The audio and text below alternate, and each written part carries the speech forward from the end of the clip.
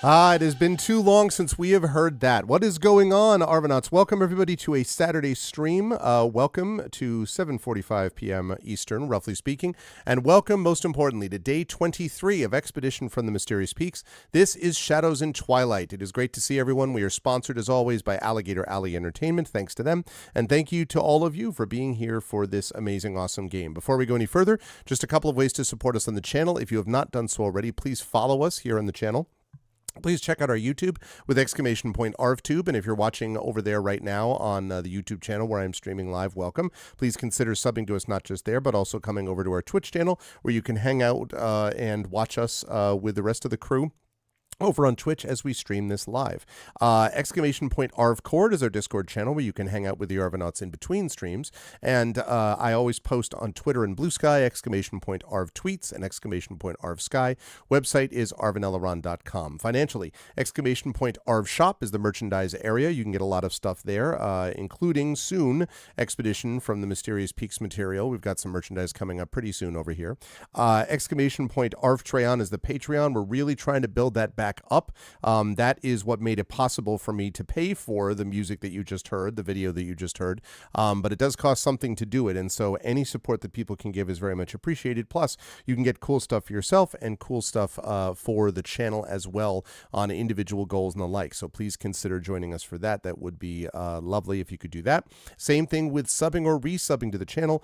That also is really helpful. And you can also get those custom sub badges and emotes to use here, there, and everywhere across Twitch. Plus inspirations to help our players both with that and with the Patreon. On the publishing side, !Icarus for my graphic novel from Athos Arts, !Library for my Tales and Tomes from the Forbidden Library. That's my 5e adventure and sourcebook from Alligator Alley Entertainment. And !Greyshade.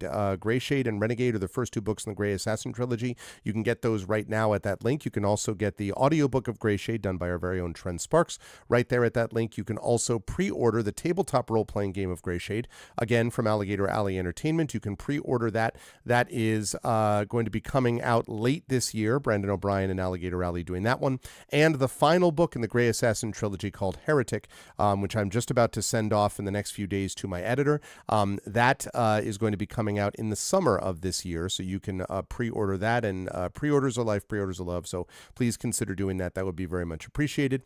And if you have not already done so, please consider some of the causes we support here. !BLM, Black Lives Matter, important to affirm and assert the significance and importance of Black lives. !Help Now, the World Health Organization page on suicide prevention. Important to reach out to others when you need help and reach out to others when they need help as well. And !Ukraine, UKRAINE, to help the people of Ukraine as we pass the 2-year anniversary of the illegal and illegitimate invasion of Ukraine. Very important to reach out to those folks and support them. And you can do that and send the message that we will support not only the Ukrainians, but also support others in this situation in the future. Quick note on scheduling. We will be having Expedition for the Mysterious Peaks tonight. We will be off Sunday and Monday. We will be back on Tuesday with the Patreon Field Chat Chosen Game of the Month of Kinseed. And then I will be over on D&D. I'll be over on the GOG Comms Twitch channel to play some Talisman Adventures, which would be a good time. And that should be just about wrapping up, if I'm not mistaken, the month of February, because next after that is going to be, I guess there'll be one more, which is February 29th. And during that, we will be probably finishing up Chants of Senar, because after that, we move into Final Fantasy VII and the Final Fantasy VII Rebirth, which I am very excited for. It's going to be a good time. And yeah, I'm looking forward to that. But I'm also really looking forward to tonight. And so I'm going to unmute myself so the folks know we're ready to go. And I apologize for whoever I interrupted because I couldn't hear them. And then I'm going to unmute them. And last but certainly not least, I'm going to head over to reveal to you the crew, which is with us. We have a full and prepared crew ready to go and not at all concerned about alarms going off right now. I will start with we're talking about the Super Bowl. Oh, really? Okay. Well, then, Yeah. I mean, that's that. Well, geez. I mean, listen, anything that stopped, anything that was able to make the quarterback for the Chiefs, Patrick Mahomes, be one step closer to creating an image where Tom Brady is no longer put in the conversation as the automatic greatest of all time is a good thing for someone like me who has disliked the Patriots for many years. So that was good. That was great. Plus also, uh, Taylor Swift and Travis Kelce irritate conservatives. So it was all good. I loved Let it. That him was do all. it. That was Let all him do good. it another 15 years, and we can actually have a conversation Oh, about oh, that. geez, Toya. Fine, fine, fine. Anyway, top left of the square is, of course, the awesome Johnny Pippin. Johnny, it's good to see you. I hope you're doing well. How is life in the universe with you, and who are you playing tonight? Life Universe and everything is great. I am currently, migrating back and forth between 3 or 4 locations right now on the East Coast in large preparation for doing, let's see. I'm going to be moving back to the West Coast, I believe at the end of March or early April, depending upon what the timing is. I am also going to be in New York to help my kid move from Washington Heights to Inwood, which is, I guess, the northern part of Yep, Manhattan, I which know is Wynwood very well. Yep, used to live near there. it's a neat neighborhood. Apparently, I haven't been there yet, but they've decided to do this before we actually head back to the West Coast. So now we're getting caught up in another move, and we're helping some friends in Yorktown. We're all over. We're all over the East Coast right now. So, Greg, we're gonna have to come and say hello at some point Yeah, before we leave this place. you So might need to park here if you want to actually move anyone in Inwood. Just to be clear, parking there is not so hot. yeah, no kidding. It's Inwood's parking is a nightmare. But Inwood's a really nice neighborhood, though. Yes, I would love to do that for sure. And so I'm glad to hear that you're moving around, but everything is okay otherwise. Everything is great, and I am playing Titus Littlefoot, a Zach engineer who I still need to figure out the lasting effect of something I did last session. So Yes. I'm done with that. I'm done with my intro, and I'm going to go do that now. So, Okay, thanks. that sounds good. Always a pleasure to have Johnny with us. It is also a pleasure to have someone who really does not need to drop truth telling about Tom Brady's statistics. Okay, that was not needed and unnecessary. No, that of course is Toya Kristen Finley. It is good to see you, Toya. How is everything with you? How is life and the universe in your neck of the woods? And who are you playing today? Oh, muted, I think. Are correct. I was saying I'm never quite sure how to answer that question because I don't do a whole lot of stuff.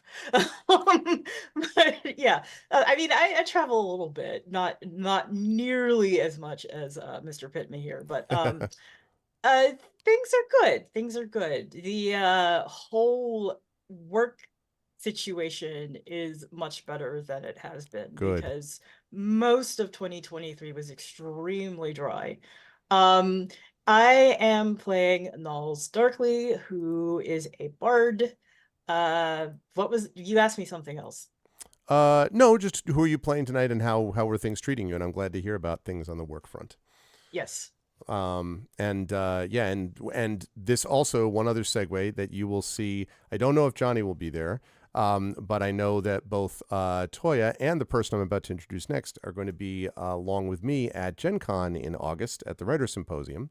And so that is, if folks want to see us in person and you're like, how do I find these wonderful people? You can find them all over, but one place you can find us, at least a few of us, is at Gen Con. And it's a pleasure to have Toya with us here tonight. It's also a pleasure to have, as I say, the other person who I know will be with us at Gen Con, and that's Kat Rambo. Good to see you, Kat. How is life treating you these days? How are you doing? And who are you playing today? Life is pretty good. I'm headed off to Florida next month for a weekend for ICFA, so yeah. I'm looking forward to that. But also looking forward tremendously to Gen Con, of course. And I am running Fob, a lizard folk rogue with a great many knives. Yes, with a great many knives who tasted their own mortality briefly last time. Yes. It was, which is not something we're used to seeing from Fob. But yeah, it was something. Shit but got real. Yep, it did. But everyone survived. Everyone made it through. Until the klaxons went off. It was all good. It's always a pleasure to have Kat with us. It's also a pleasure to have Zach Clay with us again. Last time I saw you in person, Zach, at least as far as this campaign is concerned. You were sitting right next to me. But now, instead of you, I have two cats, one up in a cat tree and one cat lying on the ground. Both chat and the players need to know again that the cats are deeply concerned for your welfare, and that is why they are fast asleep, no doubt in the midst of nightmares about what may or may not happen to you. So just keep that in mind. Their concern is evident. Zach, how are you doing? How's life in the universe with you, and who are you playing tonight? Life in the universe is good. I am preparing for a trip out to Vegas next week. I have family that's out there, and it's a bit of a family trip. And then otherwise, just doing my Dungeons and Dragons work, and that involves tomorrow, ferrying into San Francisco as I do every Sunday, and running our kids program. And those little hooligans, I love them, but they, oh man, I have been telling some people the story of how, I run D&D for 8 to 12-year-olds in this program, just San Franciscan kids that come into the library. And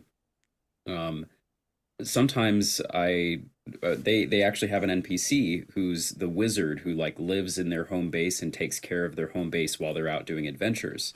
Okay. And so these 9-year-olds on average decided that they wanted to sue the wizard because he wasn't giving them enough gold and treasure rewards for completing their quests. So as I had They sound played like smart kids to me. Yeah, they are. You sound like 2024 kids to me. And so as I am also known on this channel for taking part in the Ace Attorney series on our vocalists. Yeah. I was like, you guys want a court case drama? Let's do it. And so I, smash cut to all of them in a courtroom, and we played out the second half of our D&D session was the suing of the wizard patron who wasn't giving them enough gold. So that's what I have to deal with every Sunday. It's wonderful and crazy, and I don't ever know what to expect. Well, but... listen, let's not bury the lead. Did they win the lawsuit? Oh yeah, they won the lawsuit. Okay, that's what's important here. They got a payout of 100 platinum each, and also because of events. Jesus, recently, was this guy Fagin? What was he doing to them before? Good God. Yeah. So no, they won. They won. Okay. I received a very convincing case from one of the impromptu lawyers. So it was it happened. But anyway, that's D&D adjacent, and tonight we're D&D adjacent as well as Aspergenesis adjacent, especially myself. I'm playing Dr. Kilden Juraxus, a Dendis cybermancer who may or may not have just tampered with something inside a constabulary and triggered an alarm that he was not aware of. It might have happened. It is conceivable. Let's fire up the music and talk a little bit very briefly about what happened in our last session. As a reminder to everybody in chat, remember that the crew is down here in the veiled realm known as Celis. They came here originally in the hope that Elu Whisperwind could get some help from her mother and the people of Celis against what's going on with the possibly insane Primarch in Camria up top, and gather information about, and sort of allies to help against that. But it turns out Celis had their own problems. No one could have predicted that it wouldn't be that easy. When they got here, what they discovered was that, yeah, I'm going to talk about the Popo being notified about this in a minute, Proxima. When we got there, what they found is that a number of the people in Celis, including members of perhaps Elu's own family, had disappeared. And no one can explain these disappearances. It's only recently that there has been more sort of public acknowledgement that something is seriously wrong and that they need to find out what it is. And so the party has engaged in a whole series of investigations, I think might be the way to put it. They have been to the constabulary where they had a chance to speak to one Bramblestock, the sort of constable of the area, who was somewhat evasive, but told them that, that there were some concerns, but they were working on it and not to worry about it, and, sort of patted them on the head and sent them on their way. But the party was not satisfied with that and would end up returning to the constabulary, about which more in a moment. The party has also been to find where one of the missing people, Nialestri, spent much of her time, and that was with this kind of artists community near Lakeside Park. The party went and talked to a few of the artists there, and Juraxus ended up commissioning a statue to be made of him. Just wanted to throw that out there. But in addition, the party ended up discovering that Nialestri had been interested in possibly becoming involved with being a spirit caller which is a special thing down here, apparently, that many in Celis have actually engaged in before. And this isn't the first time that they've heard reference to this. There have been multiple references now in their investigations to these spirit callers and to a place known as the Sanctum of Spirits, which is where several people, where the people who are going to become spirit callers basically go there first. And so the party was aware of that, but the party has attracted another kind of attention. They were attacked by a group of assassins, and they didn't survive that by much. They did survive it, but it was a near thing. Two of them, Knowles and Fob, both went down during that combat and were knocked unconscious and had to make death saves and all that kind of good stuff. Titus and Jaraxxus fortunately made some clutch maneuvers. Also, the direwolf Gamork was helpful, even though Gamork too was hurt quite a bit. And so the party is in a bit of an injured state, and after having defeated the assassins, they decided they had to go back to the constabulary because they felt that there was more information that Bramblestalk had not given them. Bramblestalk was not there, but his journal was, and inside the journal, they discovered a page which read, "Being followed again, strange magic, not palace spies, maybe spirit callers. Contact Shanan," was the name, Shaenan, as soon as possible. And then on the right page, a note that read, "Guests of the lady could be dangerous or in danger. Trust but with caution." And that followed the information that the characters themselves had given to Bramblestalk. So they know that Bramblestalk apparently thinks they might be dangerous or maybe in danger. And they also know that this Shanan, again, at the Sanctum of Spirits, is there. The party also considered the possibility of going to Nialestri's home. That's another option that the party considered as well. But before they decided to do any of this, Dr. Jaraxxus thought that he would go up and take a look at what looked like a very odd device in the corner of the room, perhaps suspecting it might be a surveillance device of some kind, fiddled with it a bit, after which we got the sound of whoop, whoop, a klaxon signal going off, an alarm going off inside the constabulary, and Fob hearing outside in the city, it's also going on outside there, sort of echoing through the streets. And so with that, I'm going to hand things back over to the party. I am going to say hi to Hilmis, Critchwich, and Divinorium who've stopped by. Hello, everyone. And I'm going to now hand things back over to the party and remind them the klaxon has been going off now for about 10 seconds. What would the party like to do? Whoop, Can whoop. anybody cloak us? I can cloak one of us. I can do the opposite of that. I can make 3 copies of myself. Okay. I don't think we can run exactly, but I would suggest cloaking Gamork so he can get back to Elohuz and alert her mom, because her mom's a druid and Gamork can talk to her.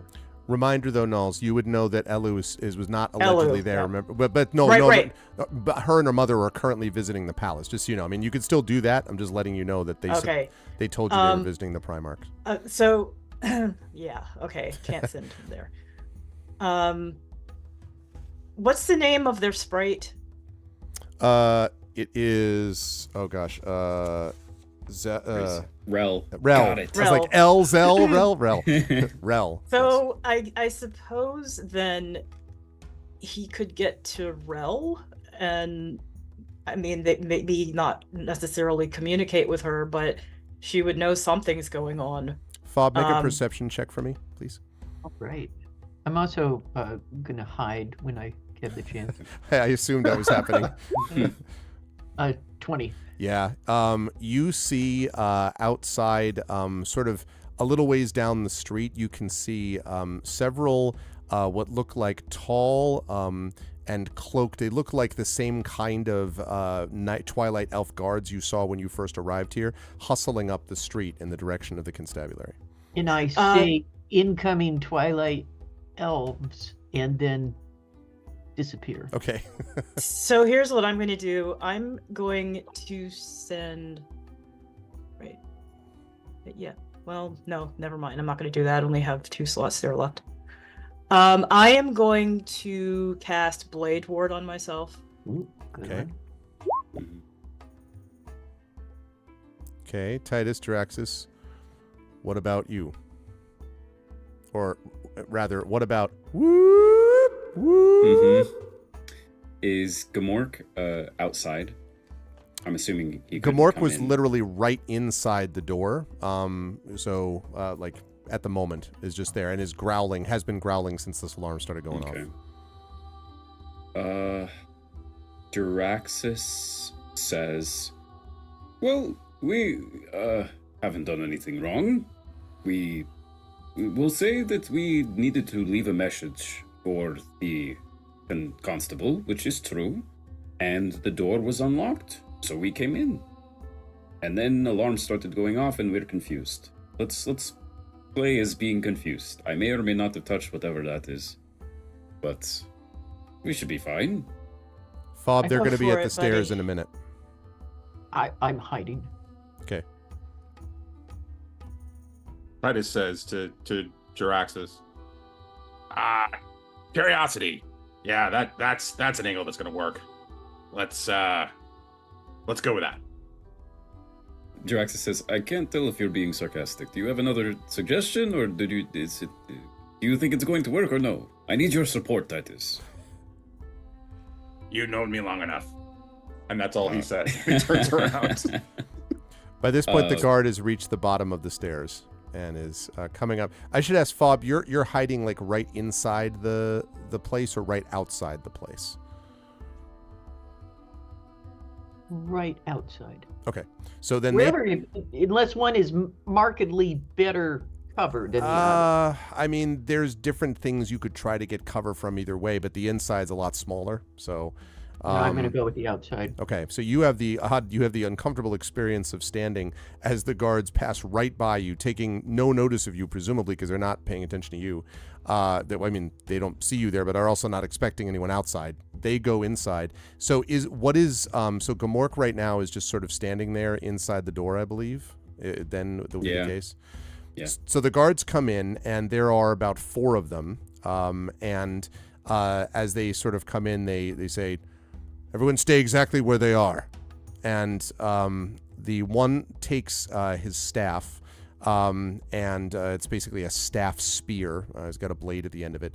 And he reaches up and he taps the thing in the corner, and immediately the whoop stops.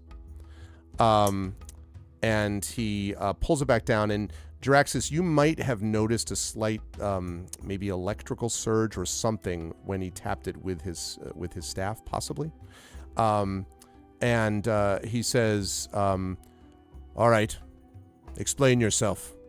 Who's been disturbing the constable's work here?" And Jaraxus will step forward and say, please forgive us. We are visitors from outside the city, as you may be able to tell. I am Keldon Jaraxus, and we came to deliver a message to the constable. The door was unlocked. We entered inside, and then this alarm started to go off, and we got the impression maybe we weren't welcome. And then now you're here saying that we're not welcome. So I think we are all in understanding. And the guard says, "You didn't touch anything before the alarm went off?" No. His eyes narrow. The other 3, 2 of them go over towards Gamork and are standing there. And Gamork is kind of growling, looking up at them. They are doing the equivalent of, they're not growling, but if they were dire wolves, you get the suspicion they'd be doing that down at Gamork. There is some tension between the 2 guards and Gamork there. And the last one goes over to, so the one that's been eyes narrowed looking at you, Jaraxus. Last one goes over to Titus, you, and to Nalls and says, "And do you support this story of his? None of you touched anything before this happened?" Yes, we're just waiting for the constable. If you know where he is, we really need to speak to him. The constable is out, and there was a sign on the outside saying that he was out. There was a sign when we came by maybe 15, 20 minutes ago, and we didn't enter. But then as we came back, the sign was gone this time. Make an insight check for me, please, Jaraxis, because the guard looks back at the other one that first spoke to you. Okay. So, How about a very confident 6? yeah, I mean, listen, the guards are clearly exchanging that guard glance that only guards do. Yeah. He says, and kind of looks at you and then says, so you're claiming you walked in here, touched nothing, an alarm randomly went off, and then we arrived, and that's all that's happened. Okay. I might be a little nervous. I'm sorry. I was just genuinely curious as to what that thing in the ceiling was, and so I just touched it. That is all I did. I've never seen anything like it, and I am just so enamored with everything in this city. I was like, does this drop a treat for me, or is it a treat? It you a is rat? quite amazing. Or a mouse? Like those trees. The trees. They also drop trees. Right? There are trees that you simply think of what you'd like, and then they create a special nut that tastes just like it. And I was wondering if this is the same. I've never been here. I'm sorry. Everything here is quite miraculous. And what does that do? An uneasy, heavy silence falls on the room, and the gaze of the two guards who have spoken so far bore into you. And then one says, you realize that to reach that, you would have had to either stand taller than it appears you are, or to somehow get up onto something to do it. Also, you were hoping for a treat. Look, life is too short not to hope for treats. Deception And you check, have been so please. very hospitable since we've been here. I will do the deception check. I will give you +1 for Nulls' helpful additions. Thank you, Nulls, for your helpful additions. Natural 20. Wow. you have no insight at all, but man, can you lie when you need to. So yeah. So they kind of and sort of like kind of purse their lips, and then we had been told that strangers have come to sell us, and that we are to give them basic courtesies, but that does not involve setting off alarm systems. Let me explain to you that if you wish to be a scientific experiment again, you can do it elsewhere. There are no treats that fall out of mysterious devices. This is a surveillance device, and it's done the job clearly. It's fortunate for you that it was not recording at the time, or we might know for sure exactly what happened in here. But since you are claiming that nothing happened intentionally, we'll let it pass. Be aware you don't get another one of these.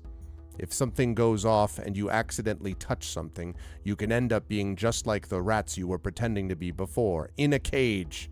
I make myself clear? Yes, and I guess we'll be going, and could you let the good constable know that we've been looking for him? And the guard sort of nods, and then as you're about to turn to leave, the two guards that have been standing by Gamork, one of them says, "Not this, though." And the other guard sort of looks over, and the one who just spoke says, "You can't have something like this roaming around the city. It's going to panic the populace. They should never have let him through in the first place." And Gamork is like, We have been going around the city all day, and we've just gotten a few stairs. No one's panicked at all. "You wouldn't know, but there have already been reports of a dangerous wolf that was wandering around the city without leave. That is as far as the fine people of Celis are known to panic, and that's more than we usually get. This one, perhaps, can be kept locked up until we've had an opportunity to assess the danger here." What is Elu's mother's name again?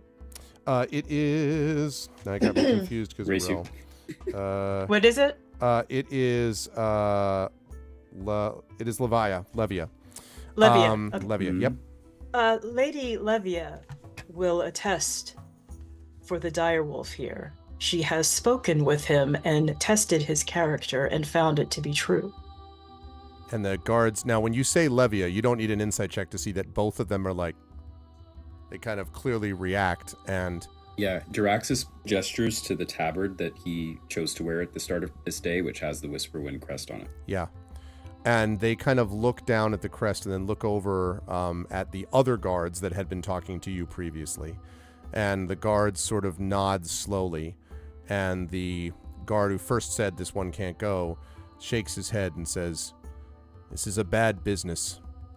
Fine, you can go out with him, but if he is found anywhere in the city on his own, we're not going to be responsible for what happens next." That's totally fine. I do have a question. Are you all from the Sanctum of Spirits? And the first guard, like, shakes his head. "No, we serve the city. We are the city guard. The Sanctum of Spirits has its own rules." I see. What is, as we are from out of the city, I want to make sure that I'm not being disrespectful or otherwise creating intrusion, which it seems we've already done, but this He is nods. this is a surveillance device. Device is what you said. I've been told that certain kinds of technology are not accepted in the city, and so I'm curious what the difference is here. This is magically infused. It's magically generated and magically developed. It is not, and the guard's eyes flicker over to the modified Gmork, technologically oriented. Well, one reason why the wolf is with us is because we're trying to find out who technologically did this to him, because clearly it's abominable. And Gmork, he says, "You would think that would mean he would be left in some safe cage while you did your experiments and research elsewhere. That said, as we said, you can be on your way with this thing, but you're answerable for him and your own conduct." Actually, you wouldn't say him, you would say it. "You're answerable for it and your own conduct, and I would suggest not touching any devices about which you are curious, and again, none of them produce bits of cheese." Right. One last thing Jaraxus wants to do before they leave is, if he can, get a really good look at the staff that this guy used to deactivate the thing. Okay. I have the talent analyze device, but it requires me to touch the staff, and How could that go badly? that. I certainly Not won't gonna touch try it. that. Touch. Definitely not going to try that. But I don't know if this could be I know in D&D it would be an Arcana check, and I have instead, I don't know what the equivalent would be. I'm proficient in astrophysics and computers, or lore, but anyway, the thing I'm curious about is I saw this interaction between the tip of the staff and the device to deactivate it, and I want to understand what energy that is and see if I can recreate it somehow. I would say that would probably be, you have two options. One, I would say you could do a mechanics check, which might give you a little bit of a sense of what was mechanically happening between staff and device. Although you're going to do it at a disadvantage because you only saw it from a distance and obviously you didn't analyze it yourself. Or you can try to do a sleight of hand and touch the staff without him noticing, and then if you do, you can do this talent. If he notices you, though, all bets are off. So, me with my opposite of. And there you have 3 party members who are very, very injured. Yeah, no, I don't want to trigger a fight. And analyze device requires me to touch the thing for 1 minute straight. So yeah, that's not sure how I'll pull that off. Yeah, no. So yeah, I'll just do a little mechanics from a distance. Okay. That'll be a let's disadvantage see. minus an inspiration if anyone has any in Right. chat that they would like to give. Oh, and also now that we have some more people who have stopped by, remember any cheers that are done in chat today are going to go to the benefit of our players. So please, if you wish to cheer, remember, I don't mean like, I'm sure you also wish to cheer unofficially, but if you wish to officially cheer using the cheer command in Twitch, you can also benefit the players if you do that. But yes, otherwise we have inspirations that people could use as well if you would like. Mechanics is wisdom based. Is there any way I could use my intelligence for this and just make a flat intelligence disadvantage roll? Because Arcana would be intelligence, arguably.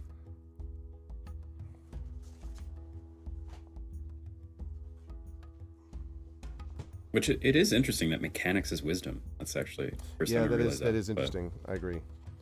I guess it's the same reason medicine is wisdom. Like, doesn't matter Yeah, but what there's knowledge you have, computers it's is the application of it. intelligence. Computers Yes, is intelligence. intelligence, Yeah. Yeah, Yeah. and that's a lot like Arcana in some ways, if you think about from a coding perspective or programming perspective. It's up to you. I only have a plus. Part of it's only have a +2 to wisdom. I But mean, the Draxus is very intelligent. Actually, I think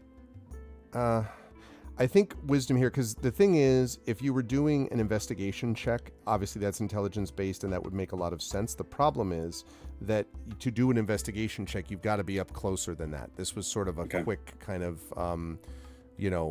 wisdom actually in a way might almost work in the sense of like if you can recognize what it is that you just saw, which sort of be the impression. Here we go. Okay. Be higher. Good. 13. Okay. Not terrible. The one thing that you don't know what the energy was exactly. It was kind of bluish, purplish. But you do know that the energy was from the blade portion of the staff, not the staff itself.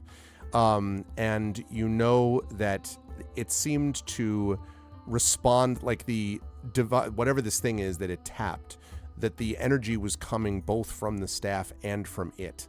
So whatever this was, it was as if they exchanged, information or something like that in this very brief period of time. Also, one thing you can say, Jaraxxus, the idea that this was magically infused is a bunch of bullshit. It may very well be that there was magic infused as a part of it. That probably is the case, in fact. But unless, you don't know a lot about magic because you're a science person who has only just started to learn about this world. But you've seen before energy transfer, and that's what this was. If that's what they're calling magic, then... Does it remind me of like Sorium at all? No, it would have a different signal. No, it would be stronger than that. But it does remind you of things that you've seen shipboard, for sure, in terms of energy transfer and exchange. And yeah. All right. That's all. And Jaraxxus will look at the others and say, all right, sorry for the trouble. And he'll look ready to go. Zach? Yeah. Is Jaraxxus' recording device going? Yeah. The theory is that I have... So recording unit is an item in the game.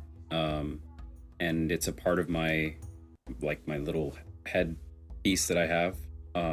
And as previously established, I'm able to record clandestinely without any visual doing so. So I'm assuming pretty much I'm recording at all times. And the other question I have is, was there any outward indication about you trying to figure out what that electronic interaction was? Would any of the other or the rest of the party know that you were doing something in trying to figure out the Yeah, I'd probably be. I mean, you saw me touch it to start with, and then I'd probably be looking at it and then the staff, and so yeah, I'd kind of give you a knowing look. Okay. All right. Cool. Thanks. Okay, so the rest of you can depart if you wish. The guards move out of your way to allow it to do it, although it's very clear that you will be departing before they do. They're sort of standing waiting for you to leave. Well, I am leaving. Okay. Yeah. head down. I don't know about Fob. I was just about to ask Yeah, whether how's Fob Fob is getting out of there? I Well, will Fob's outside, so. unobtrusively sort of fall into step with them, and so like suddenly like I'm not there, and then suddenly they look around and I'm standing right beside them. I love it. Okay. And you're able to walk off down the street, which I guess leads to the question of where you're going to go. I'm going to move us over to the map here. Right Well, now. I'm going to throw out a yeah. suggestion. Yeah, sure. We need to find Rel, because Rel can actually heal Null's, Bob, and Gamork. Yeah, I think healing or short rest, or at least something needs to Yeah. happen. Yeah, let's take a short rest. And then yeah, we could check in back at the Whisperwind estate, because it really sounds like the next places we need to go is either what's her name's house, Elu's sister's place, Which is or, here, by the way, that I just pinged. Yep, or the Spirit Caller's place. And that is here. So Yeah, it's both farther westerly. yeah. So we could, and number one is the manor. So we could just walk back to the manor, chill there, short I think rest. that would be a really good idea. Yeah. Okay. And also, I mean, if we do find Rel, we can do a slight debriefing. Yep. It's good. Okay. All right, you're able to make your way up without too much difficulty. You notice that, by the way, that as you go back up towards the Whisperwind estate, which is on the shore, or on the manor, I should say, which is on the shores of Moonshadow Lake, but is also up a little bit, kind of looking down on the lake and the rest of the town below. You are able to walk past or nearby this, which is the Palace of the Primarchs. And as you're sort of crossing over the bridge to head towards Whisperwind, which is right around here, you can see that there is what looks like a fairly sizable line that's built up, extending from the palace sort of outwards down here towards like the center of the city. You'd have to go a lot closer and start interacting with the people, but you don't need to like do that to know that there's a whole group of people that look like, petitioners, something like that, because you were told, remember, by Elu, that, and I think by Rel as well, that people come every day to try to talk to the Primarch about like different issues that they're having, and then they're let in over time. You don't know whether this is a normal amount of waiting or what, but there's definitely a number of people there. So if Elu and her mother are with the Primarch or trying to get in there, it looks like it's going to be a while.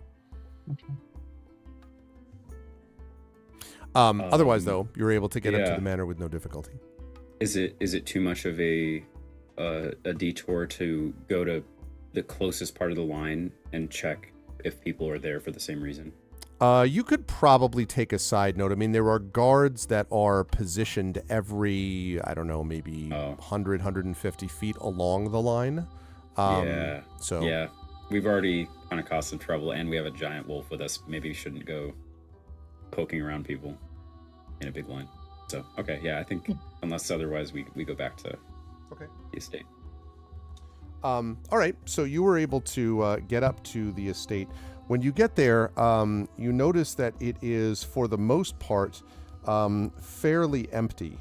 You do not, at least immediately, see either Rel, and you also do not see either Elu or her mother. Your area, though, the near the gazebo, basically, that you were all staying in your cabin, does look to have been already cleaned, though. It seems like your beds have been made up, and everything looks kind of fresh, refreshed, and new. Very nice. I am going to approach one of the trees. Okay. And how am I going to put this?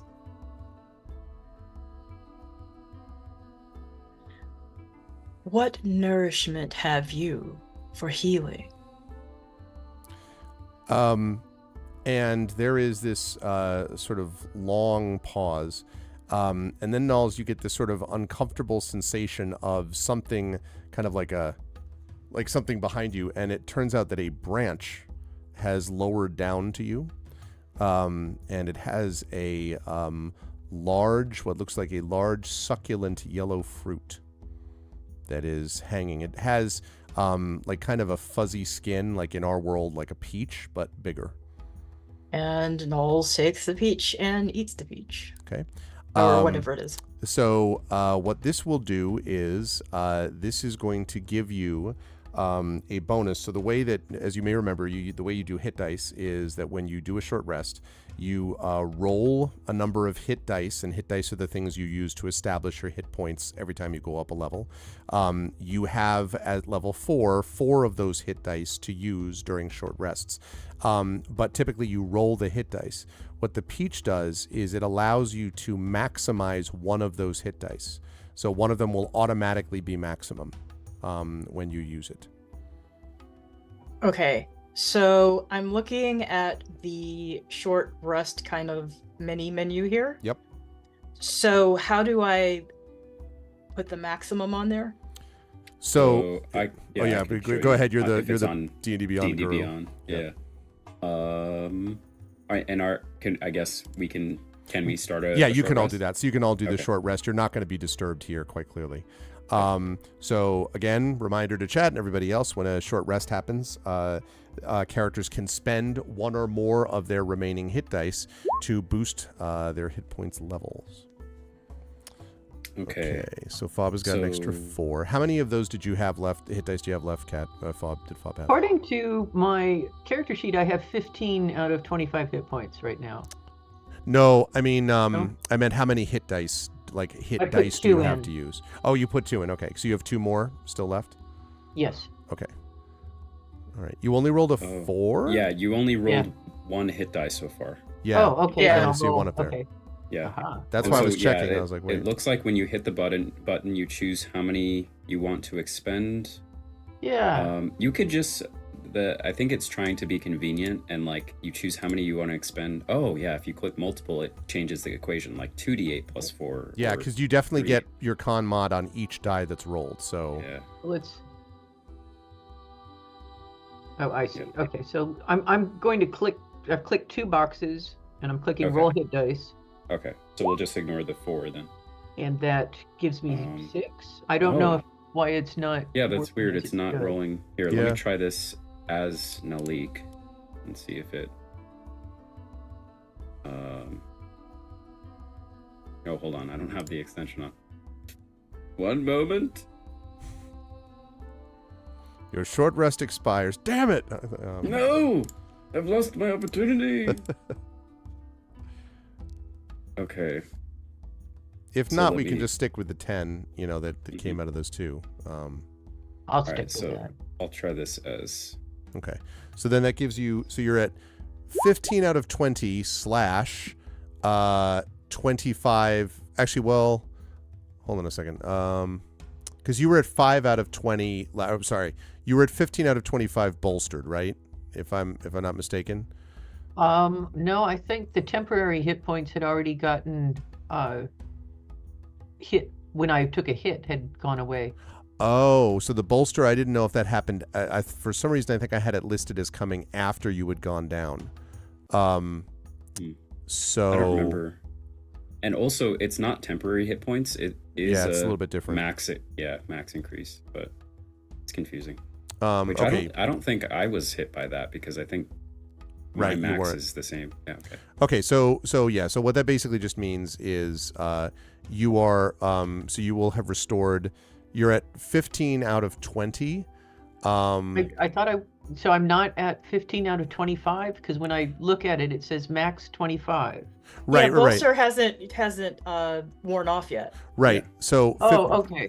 right, Okay. so it's 15 out of 20, like at your base hit point level. Okay. So if it's for the if it's like using the bolster, then it would be you would get 10 points. So you'd be at what is like 20 out of 25. I guess is what that would be if you're counting the if it bolster. isn't 15 plus 10 is 25, isn't it? I guess it'd be maxed out. Yeah, I guess I'm not understanding my own math. I don't understand why you'd be 25 out of 25 bolstered, but only 15 out of 20, like underneath that if you weren't using the bolster. Never mind. Just do the 25 out of 25.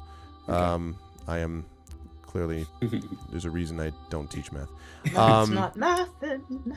Okay, and so then, so Toya, 25 you out of should- 25 then. Yeah. But when that so wears Toya- off, that will go to 20 out of 20 is what that would be. Okay, when I open hit point management, I do see 20 there. So okay, Okay, Yeah. got it. Okay. got it. And then Toya, if you click short rest, Yep. and then you might want to do. Oh yeah, you have 36. God, you have a lot of health. You might want to do 3 of your dice. So I Okay. would fill 3 of the boxes, and then don't click the thing that says roll hit die. Click the thing that says 3d8 plus 6. Okay. 3. So I if you, see. Oh, okay. I have. Okay. Yeah. Now here's the question: how do I add the bonus Greg was talking about? I think that's um, probably automatically included, but you can check. It's the con mod for each of the dice that you roll. So whatever your con but modifiers, no, if any. Toya's talking about the peach. Yeah. Oh, right. So So- that just maxes out one of those dice. Yeah. So So in that case, you could choose to roll 2, and then you can manually add 10 hit points. Because Okay. So I'm going to roll 2 and then add 10. that's right. Okay. Let's do this. Oh wow. So and then add 10. So I'm back to 36. well, wait a minute. So if it's 2d8 plus 4 is what you theoretically could have had, that can't equal 25. Like I don't, you know what I mean? Like in other words, you'd max out one of them. Your con mod is 2, right? Is that your Well, con no. modifier? What Zach was saying is roll 2 of them and then add 10 because that's the bonus. So the peach is going to deal maximum hit dice. So on a d8, 8, right? Right, 8. Plus 2. Plus so 2 is she's 10. going to get plus 10 no matter what, right? Well, that's for one of the dice, right? That's 10. for one of the dice. And then the other she dice, rolled whatever- 2d8 plus 4 and rolled 3 and 8. So that's 11. Plus 4 is 15. Plus 10 is It's 25. 25. So she rolled 3 dice. Oh, you rolled altogether. 3 dice. Okay. Yeah, Now, yeah. I see. Okay, so so I'm maxed out now. all right. Yep. Sounds good. All right. Okay, Titus, what about you? Did you do any of what have you Yeah, chosen to roll? we Oh, were right. fine, You right, neither Titus? of you were affected by that. That's right. That's Yeah, right. yeah. Okay. Is anyone going to Titus do has any other things he healing wants to do. of Gamork or not? Is Gamork hurt? Yeah. Gamork is yes, Gamork is hurt. Yes, Gamork is hurt. I was So about to tell you can- hit point totals. I'm like, can you don't even know Gamork- that. so I'm going to go back to the tree. First of all, I'm going to gesture to Gamork and to the tree. And Gamork is like, "Ugh," and kind of looks up at you and then looks at the tree. And then I go over to the tree and I say, "This is a noble direwolf who has done great harm and needs his body restored." Nothing happens. Maybe Gamork has to do it himself. And so I gesture to the tree. And Gamork kind of like looks at you and looks at the tree and turns and walks away. Okay. Diraxis says he knows we're resting. If he, licks his wounds literally or not, I guess that's up to him. Can lead a direwolf to water, but You're right. Right. You can lead a direwolf to a nut meat producing tree, but So how injured is he exactly? he got clocked. He's at about half of his hit points, roughly. Hmm. I mean, he does not I mean, look like he's can- going to fall yeah. over from loss of blood or anything, but can he short rest yes, with us? yes. Okay. That So should somebody needs be to fine. do his hit points for him. That would be Greg. Yeah, I will do that. And presumably he would, if you are willing to let him. Do you want him to use as many as he can to try to, get himself back? Do you want him to save anything, presumably? Well, not? what would Gamork do in this Yeah, yeah. situation? Gamork not probably sure would that's up want to to get. us. Gamork would probably want to rest and try to get healed up, but he's not going to do it by talking to any damn tree. Mhm. Apparently. Well, whatever a direwolf does, the direwolf be doing right now. Okay. Okay. It's one of the proverbs. whatever the yeah, no, direwolf does that's is what the he'd be doing. direwolf be doing. Yeah. Direwolf be doing what he does. So, okay. As I say, the axiomatic evil. What's up, Prince Justin?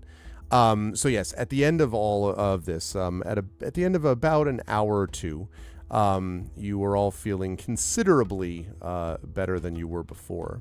And Gamork sort of pads up to the window of your cabin, and you have this sort of strange experience, probably might be Titus that has this, of sort of looking up and then suddenly seeing Gamork's great head, like just the snout sticking in through the window.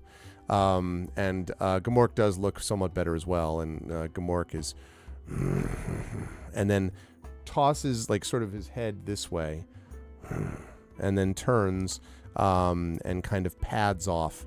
You don't really know what that means, but clearly was like seeing if people were there and then turned to not running away, but just like was checking in or something. Oh, and before we leave, I would like to go back to the trees. Okay. And I say to them, you are aware of the great evil going on here, and that we mean to put an end to it. If we run into it again, we will need something to defeat it. You do not get a reply or a reaction, an apparent reaction anyway.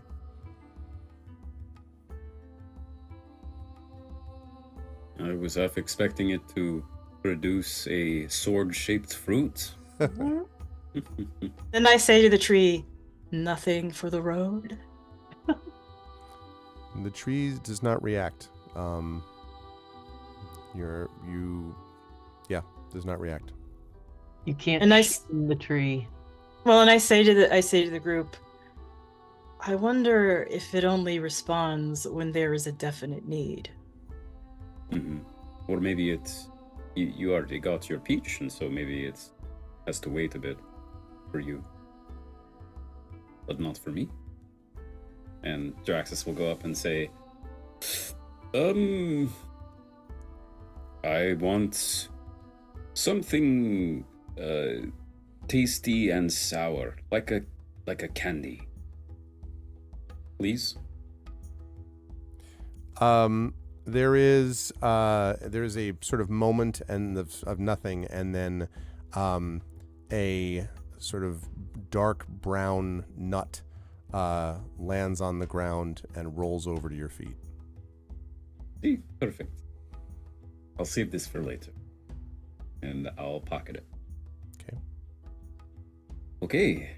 Well, looking at our handy-dandy map here, I think I realized something. I think the only way into the vein, as it's called, the cavern, is by the river. Maybe there's some sort of boat or ferry we must take, or a canoe.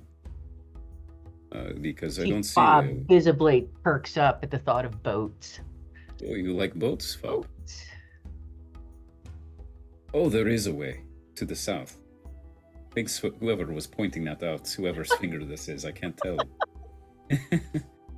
Right.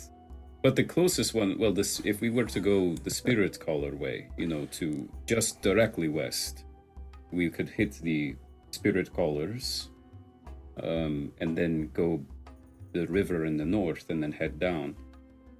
I kind of feel personally I'd like to start small first and then go to the Spirit Callers. I'd kind of want to check out what's her name's house first. Naya. I want to know what Naya knew. Right. Because I think we'll be more informed going to the Spirit Callers. Exactly. And she was becoming one herself, if not already, I think. So, okay, maybe this is a good move. In that case, there is a land way to go past the palace and then through the vein. And so I expect that is what we must do. Okay. So are you folks going to head down, if I understood this correctly, you are going to go like... Mm-hmm. Let me see if I can draw. This. We would if this the cave part there. Well, yeah, I mean, I'm yeah, like I mean, I'm we can't wall walk. Yes. I mean, walk the yeah, walls. yeah. I think we were thinking more like. Here, I'll be incredibly accurate here. Like this. Yeah, technically, right. Oh my God. Yes, that would also I'm a work. professional maze solver. It's a talent that you do. I'm just kidding. I mean, yeah. You know what? We could walk next to the river, and so actually, if we're walking next to the river and we see that there's a way, like right here, to take a canoe or something in, then that would be fun. So maybe we'll go this way, and then if not, then go that way, or something. Okay. Yeah. We'll head a little west of the palace a little bit to follow the river for a few paces. Okay. So as you head over in that direction, it's obviously somewhat a little bit later on in the day than it was before, although you got started fairly early in the morning. So we're still only talking about a little bit past midday probably. And as you are sort of walking past and into this vein, you are struck a little bit by the sort of the way that this thing looks to you. That there are, as you're walking along, the sides of the walls as you get closer to this thing known as the vein are probably the best way to describe it would be they seem to glitter with both sort of internal mineral deposits and things like that. But it's also more than that. There's a kind of blurring and shimmering about the walls that means that you're never really able to see it dead on. Like, you look at it and it always feels a little as if it's wavering in your vision a bit. Almost as if you were watching it on a very hot day and there was kind of this waving of the heat that was obscuring your vision a bit. Otherwise, though, you were able to make your way around into the vein proper. The rivers and the sort of little streams and rivulets that you see coming from off of Moonshadow Lake trickle by here. But the thing that you notice as you get closer and closer to like sort of enter the vein itself is that there are a number of guards that you begin to see that look to be even more impressive than the ones that you have run into thus far. I mentioned that the other ones were tall. These ones are taller, and in addition to having that sort of staff blade thing that I mentioned previously, they also carry a shimmering shield, each of them, and it is a tall shield, almost a tower shield. And as you walk by, you get the uncomfortable feeling, all of you, of feeling their sort of eyes on the back of your neck. They are watching very carefully as anyone goes by.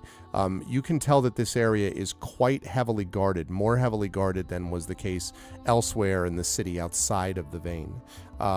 And so, yes. One thing also is that there are several guards standing in front of several of the smaller passages that extend to the southwest off of this map. So basically where you see the little map key, beyond that there are a bunch of little smaller passages, and there are a bunch of guards that are standing in the way of these passages, very clearly blocking entry. You don't know what that's about, but there's clearly some places they do not want people to go. And they're all in that southwestern area, roughly speaking, of the vein. Are we able to take a boat, or are we having to traverse? You would have to west? traverse. It doesn't look like there's a boat that goes down here, and Okay. and I should say that there are where the word the vein is. You can actually there is a bridge there, so you could actually cross over there. The water here does not move super fast, and it's not extremely high or wide, but the sort of quality of the water, the shimmering water, trickles here. And so, as I say, coming from Moonshadow Lake, but it's not running super fast and it's not difficult to get over. Well, no boats this time. Bob, We but could take the bridge. yes, I think we should. I'm curious as to what's being guarded that way, deeper inside. I personally feel that if it's a place people are trying to keep us away from, it's probably worth investigating. I agree. Maybe we can ask some locals. But for now, let's head deeper. As you head in and around the caves, Fob, you are used to shadows. What you're not used to necessarily are the ways in which the shadows here seem to shift. There are several times where you feel like you have, sort of slid into a shadow to find that the shadow is gone and you're out in the sort of shimmering light again. And you don't clearly see even how shadows are being cast in particular. Like there's not obvious sort of, outcroppings that are blocking light or something like that, the way you would expect shadows to work. These areas of blackness seem to appear and then disappear again, almost at random. I don't like this. Yeah. And all of you have this sense of the unearthliness of it. It feels very uncanny as you kind of wander through. Nulls, you probably would have a sense too as you go through this. You were very worried about and have been concerned repeatedly about the fungal growths and mushrooms and things like that. That's been a big theme. But this vaguely reminds you at times of certain moments of dreams that you've possessed.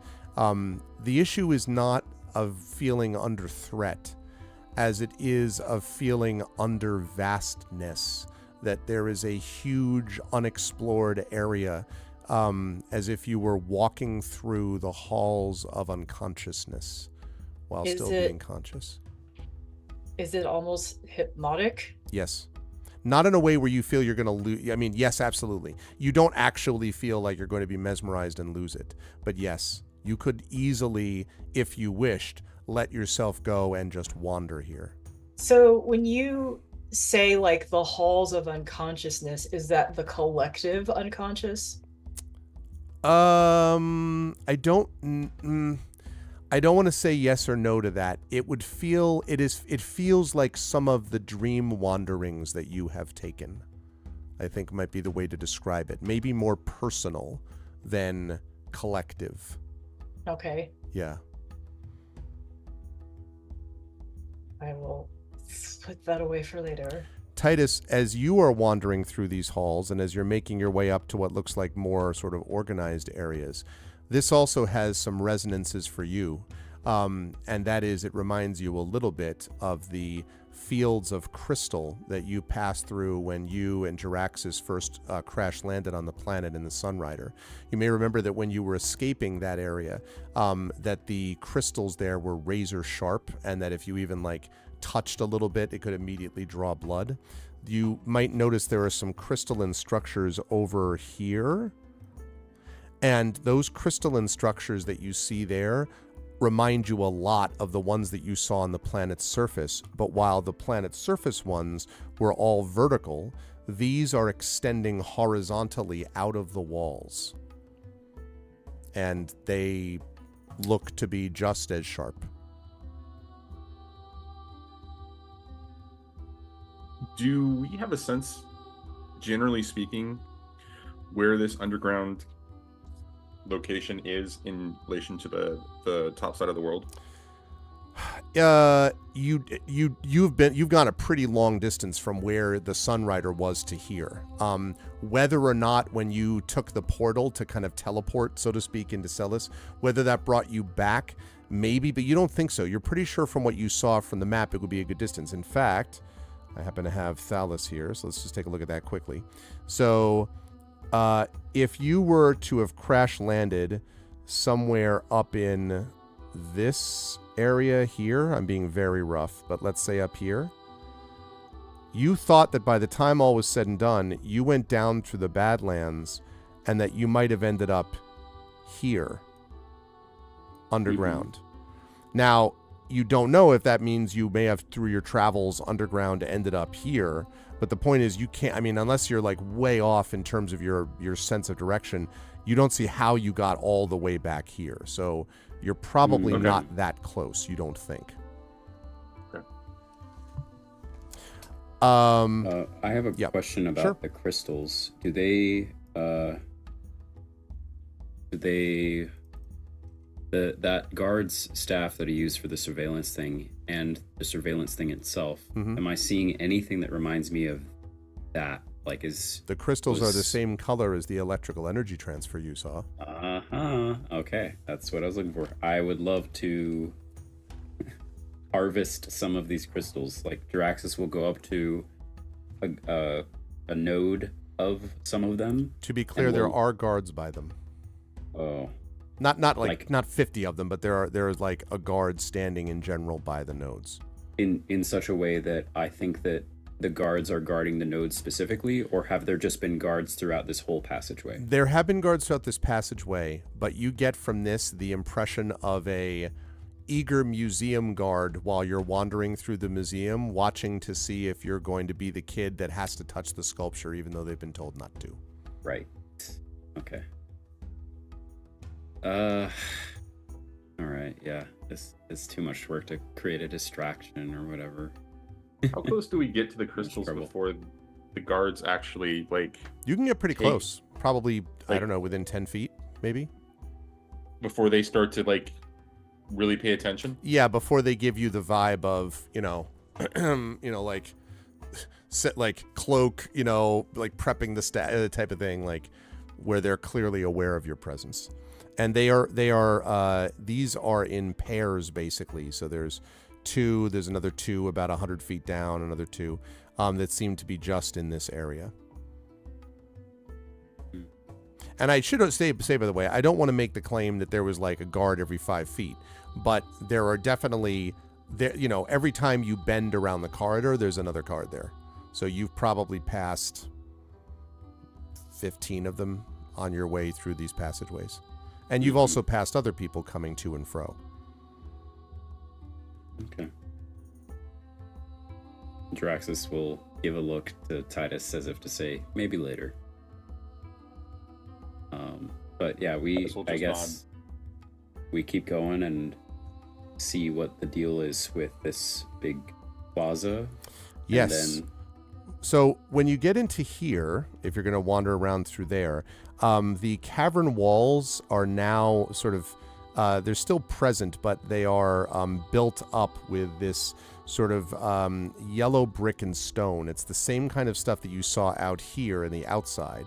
But you see it here having been sort of built up the side of these caverns. Like there are these different rooms and houses off of the caverns themselves, sometimes built out of the walls. But stone and the same kind of stone and metal surfaces has been used here to sort of work with the caverns. So out here, they just sort of built it from the ground up. Here, they seem to be working with the caverns that are already there. And there is, as you get in here, a number of people walking around. There is what looks like a kind of a fountain of some kind, although it seems kind of odd because you don't know if you see water exactly there. But there's a fountain there. And then there are a number of other places, including where you were told the basic rough area where Naya Lestri's home was. And that is down this way. There's a series of shops that this sort of open that is in this general area. This area opens up into a little, almost like a side, like a little small town street suddenly, where there are a bunch of these buildings kind of lining the cavern walls here. And you were told that Naya Lestri lived above these other places, bakery, and there are two other what look like just sort of residential apartments down here. oh, Jaraxxus says, oh, that's right. So, Naya Lestri is the Whisper Wind's friend and the person who was in the troop. And then Mavra is Elu's sister who went looking for Naya Lestri. And so we should be expecting, well, I think they're both missing, maybe. But anyway, But I sense that the Whisperwind's other daughter has not undergone the same fate as Naya, and for some reason the Whisperwinds aren't really looking for her. That's what Rel seemed to indicate. mm-hmm. All right. And you said, Greg, that there's like city streets with like market stalls and stuff being sold. Basically, yes. It is a it's like a market day in the shimmering still you can still see, but the kind of the darkness, the sort of shopping at dusk and dawn is what it would seem like to many of you. Mm-hmm. And are there guards around here as well? Yes, although they do seem to be kind of like a little more in the passages. They were very much sort of revealing their presence. Here you can see them, but they seem to be in some way kind of more blended into the background, standing further back. The sword staff thing is not as prominent. The blade staff thing is not as prominent, and so on. But there, yes, And can there we are. see? And can we see? Like, I know 6 is on the map, but beyond the fountain, where like there are those 3 areas, and you've got the lake kind of going through one of them. Talk about up here. Can we see off into the distance what that is? You would need to get closer to see it. One thing you can see for sure, this entire area is, how would I describe it? It's an upscale area, I think is the way I would put it. The It's shops, the bougie area. Yeah. Town. It's vein. it's the kind of thing that would call itself a collection, not a mall. You know what I mean? Like it's that kind of vibe. When I was up for Boscone in Boston, we went into this into Copley Square, and I'm here to tell you, it is like every like Armani and like all of the and like these watch company things and everything. You're just kind of like, man, really? Like you feel like you need to give them $300 just to walk in the door. It's a very much where the rich people like to shop, apparently. Well, of course, the artist would live in that area, probably above her means. Mm-hmm. So up in this general area, though, I will say that you can see that this sort of region is elevating up again. So you came from the Whisper Manor, had to kind of walk down into the city, and you've been pretty much level here. But as you look over here, this is sort of elevating back up. Sort of sloping back upwards for what that's worth. But you'd have to get up closer to it to actually see what's up there. And there are people all about, everyone sort of quietly talking, going about their business. There's a very quiet sort of calmness about the place, from what you can tell. Draxus wants to vibe check the guards and it's official term. Next to insight. It's vibe check. I want to make a vibe check. Right.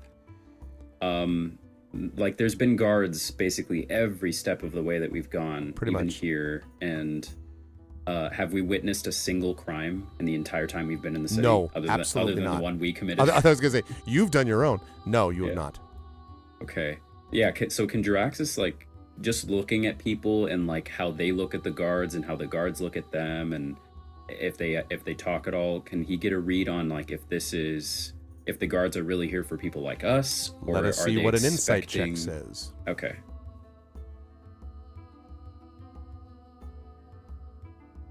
All right. Natural 20. Wow. 24.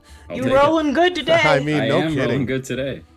You realize that one is deeply disappointed that their son has decided to take a gap year before college. No. Yeah, you do actually get a couple things, Jiraxis. One thing you notice as you're looking around is that the people do not seem to spend extra time looking at the guards. You don't sense particular tension from the guards towards the people. But what you do notice, though, is maybe it's the nature of the hushed whispers in which people speak. Maybe it's the way in which people talk to each other in sort of shorter, more clipped sentences. But while there doesn't seem to be stress between guard and people, the entire area, this entire spot, feels as if there is some uncertainty or discomfort. If you had to read it a certain way, there is some fear here in the region as a whole. Not people towards the guards, but something, there's a feeling of disturbance or uncertainty or doubt. Likely Jaraxxus thinks linked to these attacks, and so it's almost like these guards are placed here to make people feel safe, but everyone knows that every single time people have gone missing, guards have been able to do nothing about it. It's not a bad hypothesis, maybe. Got it. Okay. I mean, if Jaraxxus looks at the others, and if we seem interested in like perusing some of what's on sale here, then we could stop and maybe do that. But otherwise, I'm fine. Yeah, let's going. peruse. Okay. I'm perusing. Anything interesting, magic or peculiar or? So Hide it. there is one stall that is towards the southern part of this large plaza. So basically like around here-ish, which you can see is it looks like a fairly simple stall.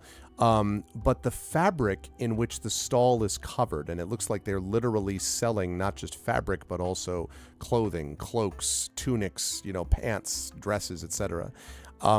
All of these are made of this sort of astonishingly compelling material.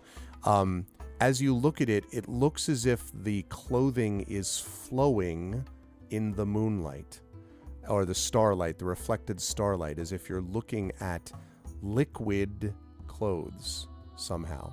And obviously they're not dripping off the table, they're still there, but it's one of those things like I mentioned with the walls. You keep looking at it and then blinking, but as you look, it looks like the impression is that the clothing is flowing off onto the ground, even though when you blink it's still there sitting on the table.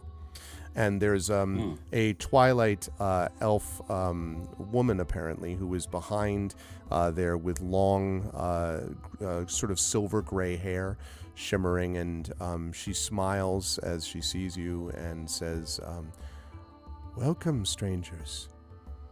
You have come a long way, I can tell. You do not appear to be from Celis yourself." Certainly not. Do the flowing robes and clothes and stuff, do they, looking like they blend in with the stars and the moon and stuff, do they kind of remind Titus and I of space a little bit? A little bit. Okay. Jaraxxus will say to Fob, I don't know, the way this blends in with things, and it reminds me of where we are from. And I gesture at Titus. And I know you like to blend in with stuff. Choose whatever of this you like, and I will buy it for you. Oh!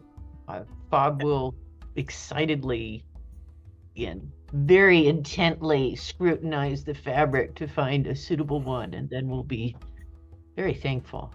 While Fob is doing that, Nulls addresses the shopkeep. Okay. Says, "This is absolutely beautiful. What is this material?" It is infused, and then she says something that, what languages do you speak, Nulls? I think we've talked about this before. Oh, Nulls is an educated woman, and she does understand Elvish. Okay. So the Elvish equivalent of this would be star water. That's what it sounds like. And it is star water, and she says, "It is a material that my people have learned to use since we came here. It is infusing the water of Moonshadow Lake with some of the crystals you may have seen as you came this way. When put together, it is clothing perpetually in flow, yet still constituent, existing together collectively. It is, if you will, the way our lives are, both ever-changing and stable." So Nulls is going to speak to her in Elvish. Okay. And she says, "So it's like that hall we came through, like weaving in and out of a dream, but always being present." And she nods and smiles, and she says, "That is exactly it. It is as if you yourself are part of these halls when you wear this. In a way, my people feel we are Celis, and Celis is us. Perhaps that makes little sense to those from the outside, but for us there is no difference between where we live and who we are. So it's like it gives you the ability to cross realms at will. And she thinks about that, and she says, perhaps. These are the clothes that are often worn by the star spirit callers, and it is this clothing that allows us and them to feel as if they could cross into the other realms, whether we will ever cross into those realms ourselves. And when she says that, she makes this odd gesture. It looks like she's making the gesture of an arch with her hand. And she says, whether we will ever pass over, and she makes that gesture, I cannot say.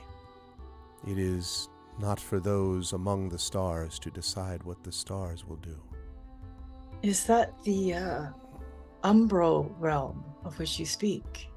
And she nods, and you can see... Actually, make an insight check for me, Nels. Insight, you said? Yes, insight. And I'm going to come back to Fob in just a second.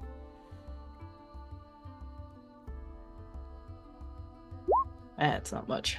Yeah, unfortunately, you don't know. She... When you said the thing about the umbral realm, she just looks a little sad, maybe. Mm-hmm. And she says, yes, it is a place of some reverence for us, although we are but fallen, all of us fallen now from the sky. It is But I do difficult. pick... Sorry. Go ahead. I was going to say, I do pick up, though, that she is sad. Yeah. And I said, you can't ever lose hope when timelessness is at play. And she smiles and she says, my hope is that timelessness may cease to be. It is difficult to live forever and separate. But I am speaking stuff of difficult things that will be confusing to others. I am sorry. Perhaps you may find some of the clothing more to your liking. And she kind of turns away, not in a rude way, but sort of in a, like, contemplative might be the way to put it, Knowles. So yeah. I explained to them everything that she just said because the conversation was in Yeah. Elvish. Right? Mhm. And I say, perhaps we all need to be getting some of these garments if they have properties to let us phase in and out. Or and I sort of whisper. Well, actually, I don't whisper. You see that Dr. Jaraxis, his species has like tentacles as hair, Mhm. and my tentacles like twitch a little bit, and you hear my voice in your head, and I say, or maybe she mentioned, as you said, these kinds of clothes are worn by star callers, so even if they don't imbue us with powers, then we can at least look like them. But she also said they're made of those crystals. Oh, did she? Oh, yes. Oh, perfect. And I had a quick question too. So last episode we were attacked by those three like assassins, Mm-hmm. and we learned that they had all come from this Sanctum of Spirits, Mm-hmm. but they kind of like lost their minds a little bit or something, Mm-hmm. and we looted the cloaks from them. Not the same material. Yeah, I didn't think so. Okay. Fob, while you were looking among the items, there are, so I will mention that there are tunics, there are dresses, there are shirts, there are pants, all made of the same kind of material. There are a couple of what look like sort of special cloaks. And if you talk to the shopkeep about it, the shopkeeper explains that the cloaks have additional properties. The tunics and clothes and all that stuff basically is what the spirit callers wear. And so if you were to, kind of get an outfit of this, you could probably afford to pay for all that, based on Drax's buying stuff. The cloak, however, you have the equivalent of a 500 gold piece price quoted to you. And you think that is because as you sort of put the cloak sort of around you, Fob, remember I mentioned that the shadows themselves seem to shift when you were trying to move in them? This brings the shadows to you When you put the cloak on, you just feel like darkness sort of descend upon you. You've never felt this hidden. I think you're muted a bit.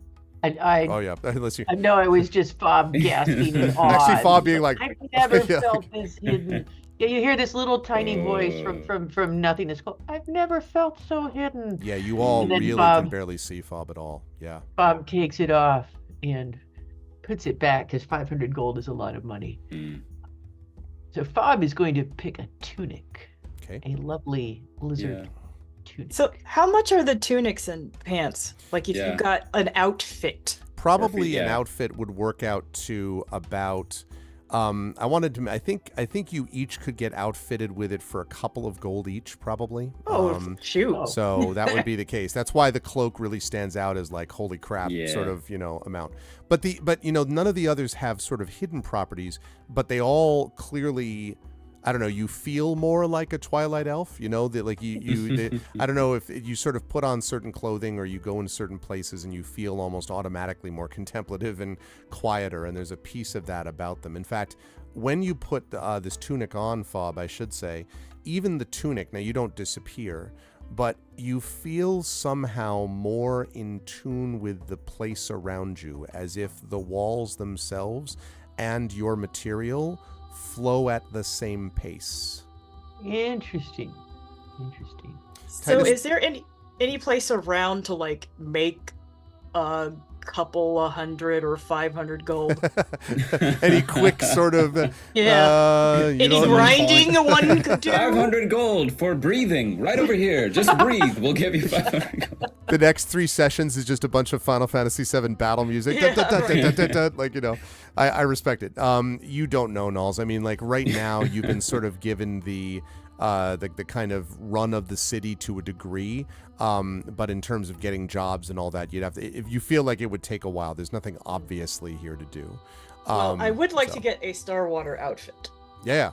No, Yeah. I mean like that, you can absolutely do that. Yeah. Yep. Titus, what are you doing during this, by the way, I should say, as these are looking around? Are you just sort of watching with everybody else, or? So we're basically focused on this one stall right now, or are there other stalls? You that could also are- look to see if there are other stalls.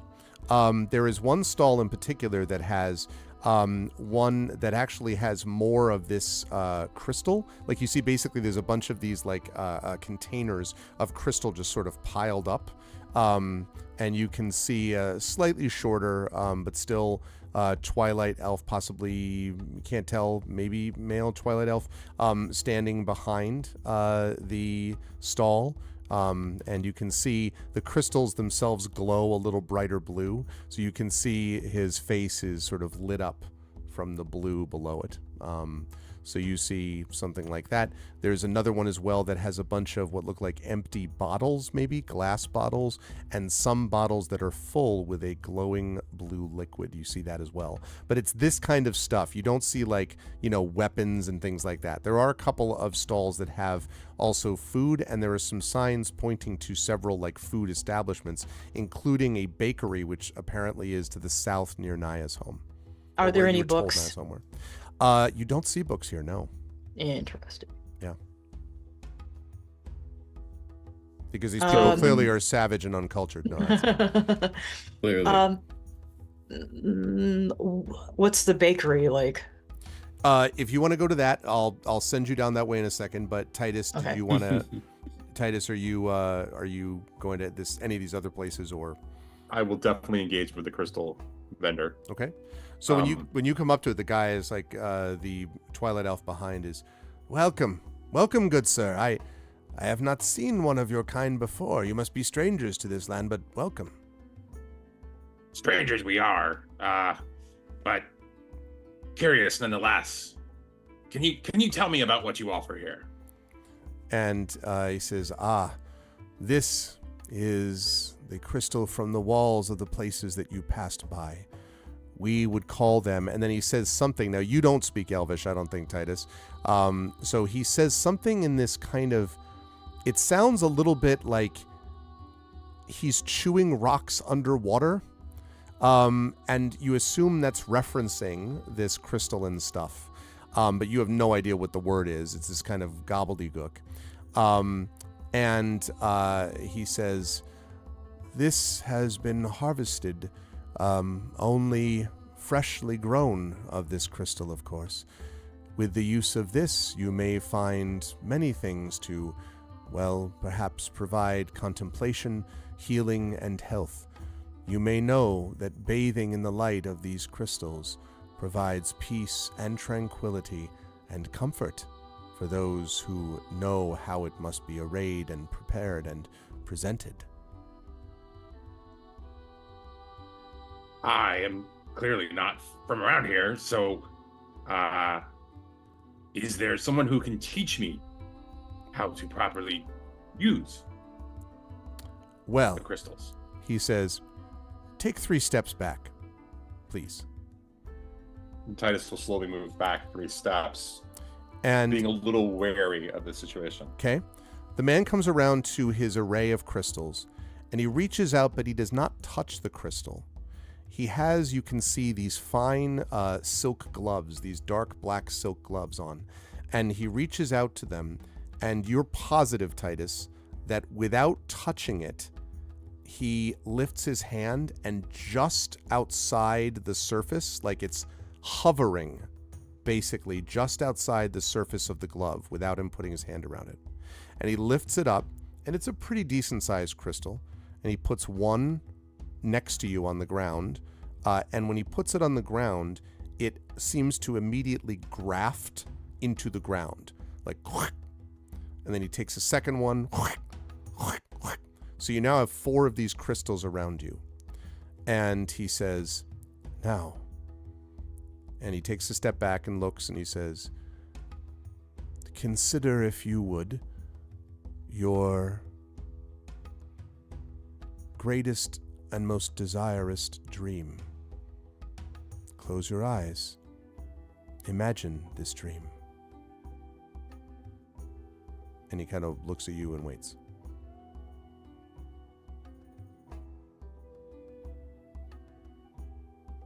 Titus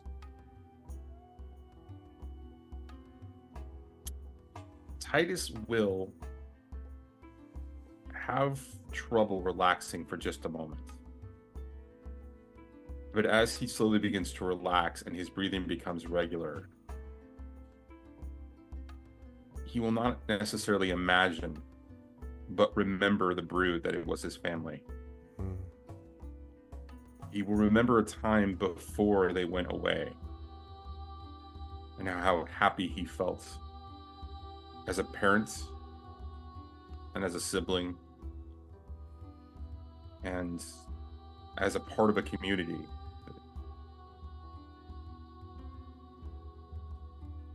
And he will sit there and sort of bask in the moment, the noise, the chittering and the chattering and the running around, children playing and the conversation and merry being made. And just for a second, it'll flash to something else, triggered by the memory of the good time is the trauma that is associated with it. And then he's just he can't focus anymore, and he opens his eyes. During the moments that you were having that experience and you were imagining it, it felt the impressions of the family, of the brood, felt brighter, more intense, not dreamlike or memory driven, but more real. And when you open your eyes, Titus, remembering both the brood and the sort of echo of that, the trauma that you experienced, your eyes are definitively open, but there's a moment where both your brood and the trauma you remembered are there in front of you within these crystals. And then, as if you were watching slowly a fading image on a piece of paper, they sort of recede. And the shopkeeper sort of looks down and says, "I see. This is a journey into your own memory. but it is also a journey into the truth of what you feel. The stronger the emotion, the more powerful the reality of what you have.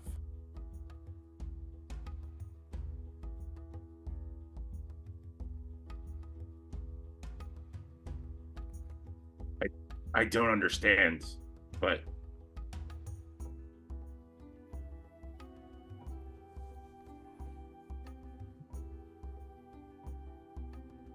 can I? And for just a second, there's a tear just welling up in his right eye. And immediately he wipes it away and says, Can I experience it again? And he sort of holds his arms wide and he says, "They are your memories. You may experience it if you wish. I should warn you that the crystals will not hold their properties forever. And there have been some who have said that wandering through the halls of memory causes one to grow lost behind the locked doors you keep there. If you feel comfortable enough to do so, though, it is your memory and I would not gainsay it." And he kind of steps back. At this point, I would say Nalls and Fob and Jaraxxus, you might all at some point look over and see Titus standing in the middle of these crystals. And you can't see the exact thing, but you do notice images every so often fading in front of him. So that thing I described about the images that were there, you can see those.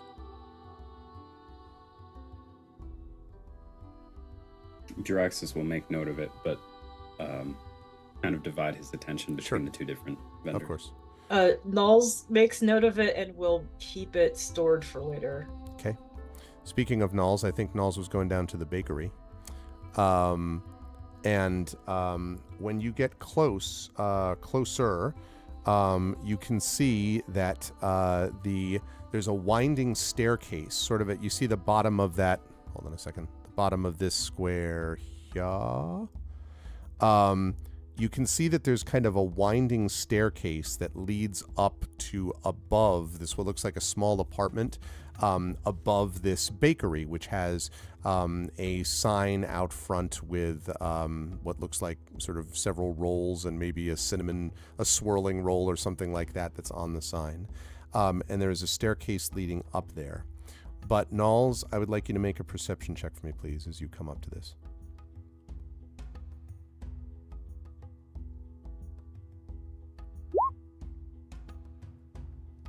16.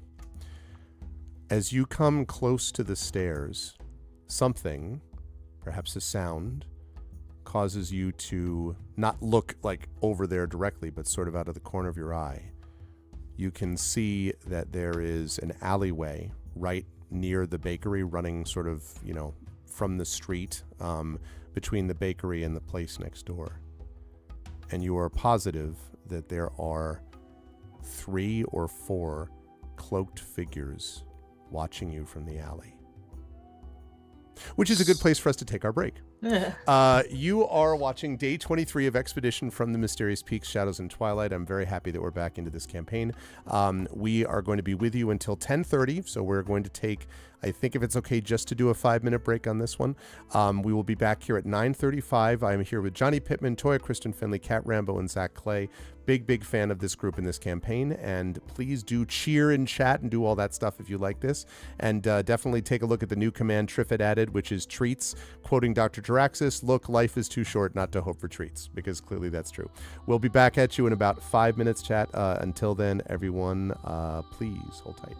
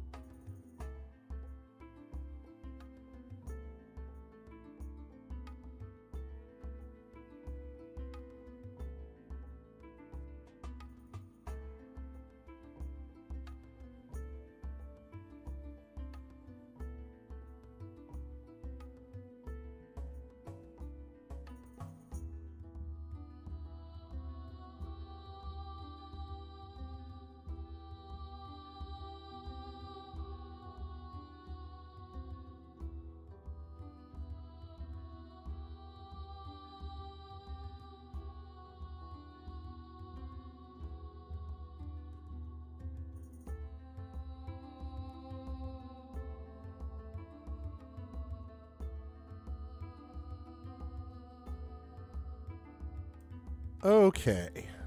So, welcome back, everybody, to what has been a contemplative, I think it's fair to say, sort of kind of session so far. And we've gotten a great quote out of it, as Chad has been commenting about during the break. Life is too short not to hope for treats. Like, there's no lie in that phrase. I think we can all say. But we are again joined by the incredible crew of Johnny and Toy and Kat and Zach. And we'll be running for about another 50 minutes or so. 50, not 15. While we are doing that, I will ask the players. So you just, Knowles, had this, looking off to the side. You just had this thing where you definitely have these cloaked figures who are watching you. Now, as of yet, you have perceived them. They are watching you. What do you want to do about it, if anything? Have they noticed Knowles noticing them? You don't think so. Okay. We're also near Naya's place, correct? In fact, you're right near the bottom of the staircase that leads up to her house, yes. Okay, so the bakery doesn't lead up there, correct? No, it's over the bakery. So, like, you could walk straight into the bakery, or you could go up the stairs to her apartment. Oh, no. So what Knowles is going to do, Knowles is going to go into the bakery, put on her Starwater outfit. Okay. And is Fob wearing the Starwater outfit as well? I don't know. Is Fob doing that? Yes. Okay. All right. Now, just one quick thing, though, Knowles. You are down there by yourself at the moment, I believe, right? Yes. Titus and Fob and Jiraxis are back up and still in the plaza, I believe. So I'm just double-checking on that. So, yeah, that's one reason why I went to the bakery in a I figured. public place. Yep. So, Knowles has the Starwater outfit on, and she's going to try something out. Okay.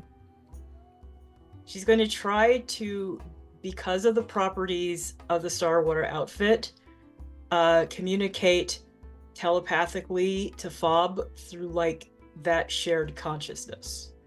Ooh. And tell Fob there are 4 cloaked guards in the alleyway near Naya, and they seem to be very interested in us. So, Knowles, this is a very, very cool idea, but you don't think the Starwater outfit provides this capability, unfortunately. Okie dokie. Yeah. Sorry, I really wish. It's a great idea, but it does not. So the other telepathic being would be Jiraxis. Okay. And even if he had it on, I couldn't communicate with him that way.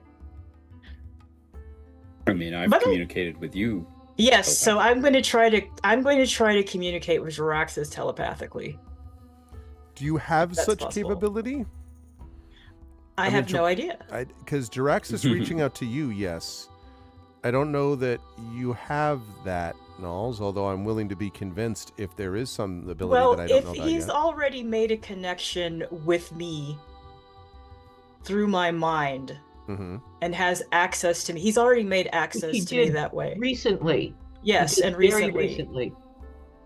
So Knowles is banking on that connection because it goes beyond time and space and into the person.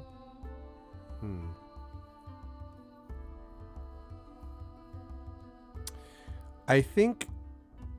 What was the ability that you used Jiraxis to do that? By the way, is that because of being a dentist? Yeah. So it says it's called Larima Mental Missive.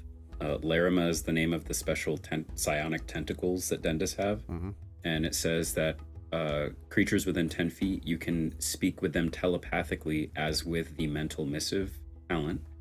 And the mental missive talent is essentially the message spell, which says choose a creature within range and whisper a message. The target hears the message and can reply in a whisper that you can only hear. So the difference is that the Larima is all telepathic instead of whispering. Right. But yeah, that's the limits of it.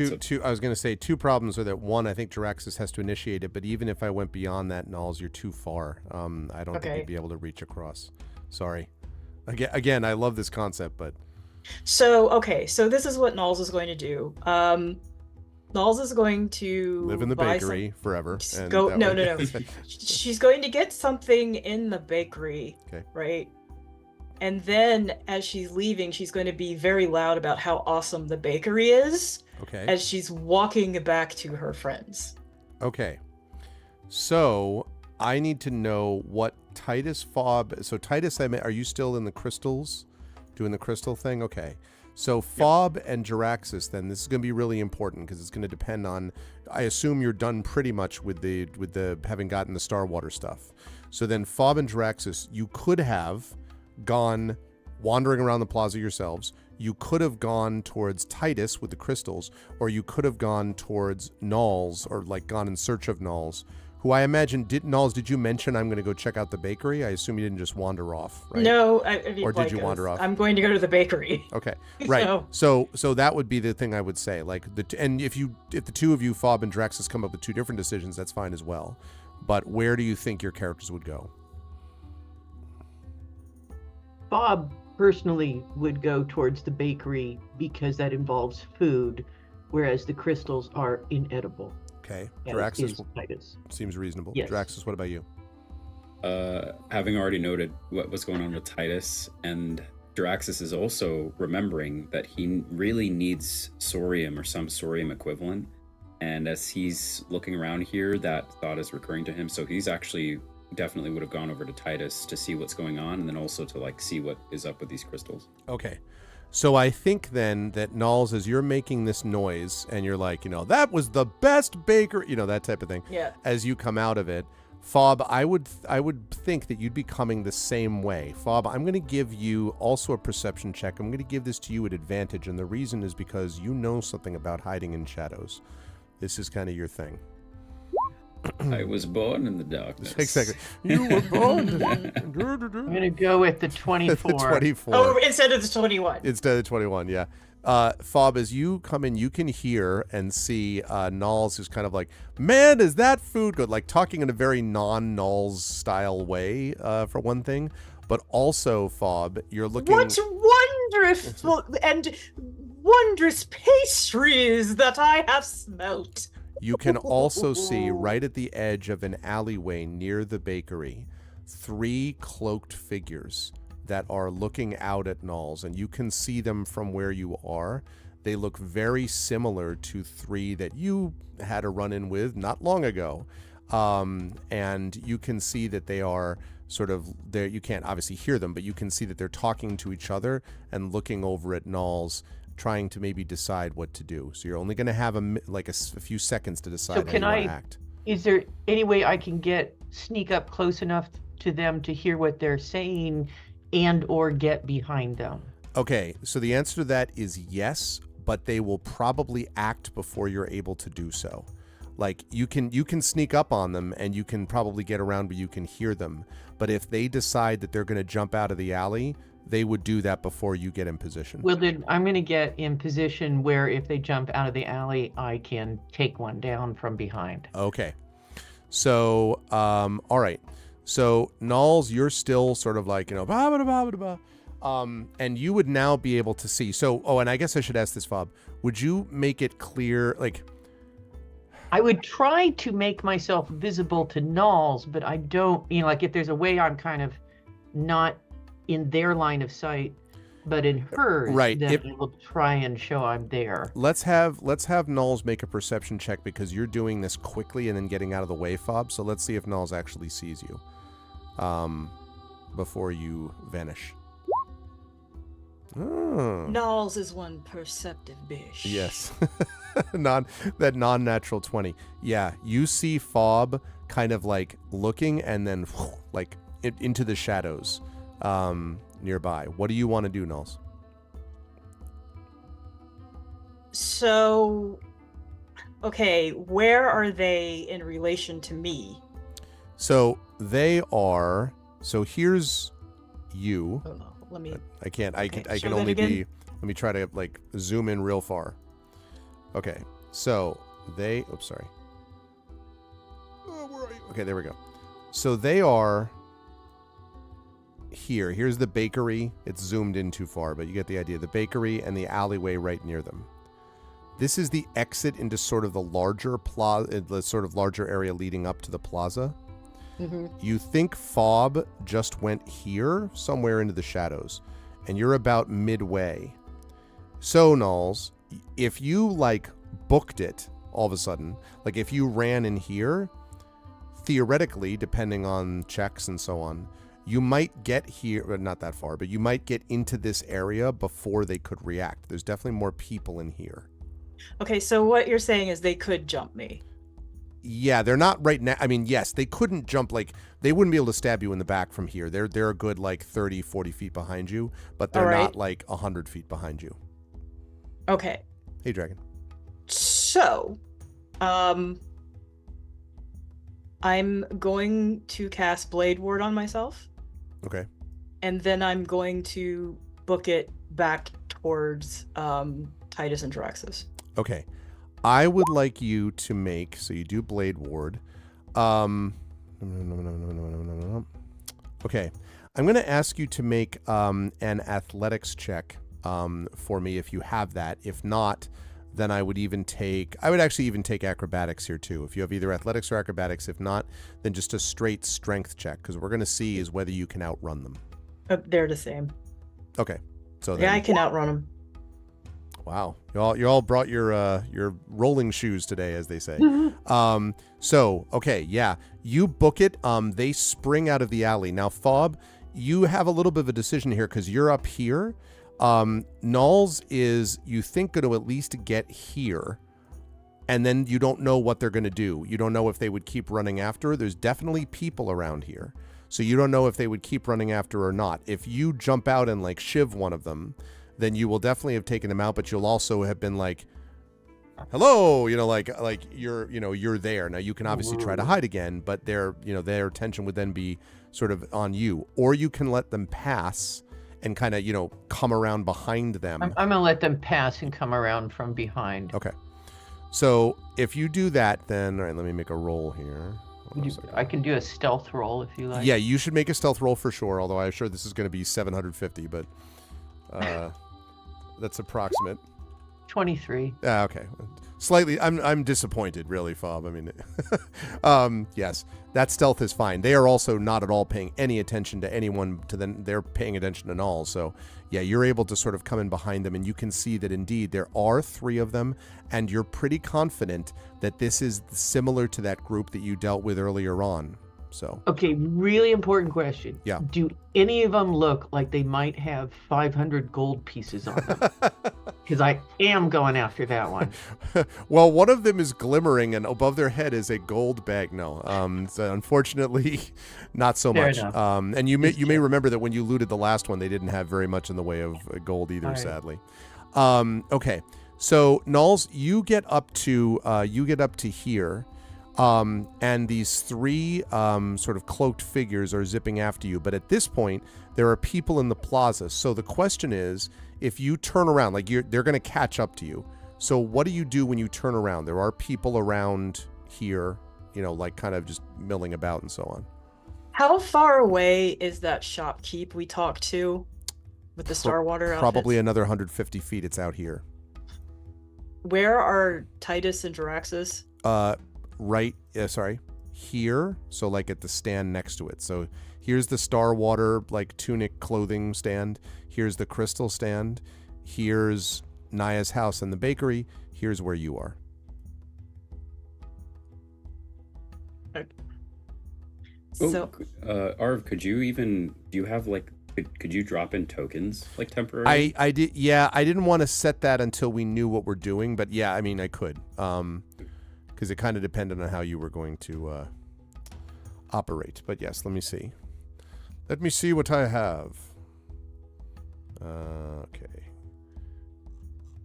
Give to me the... So how many people are in that kind of like square that Nulls is at? Is it a good lot number? of people? Maybe Like 30. a number. How many? Maybe 30. There's a good number 30? of people. Yep.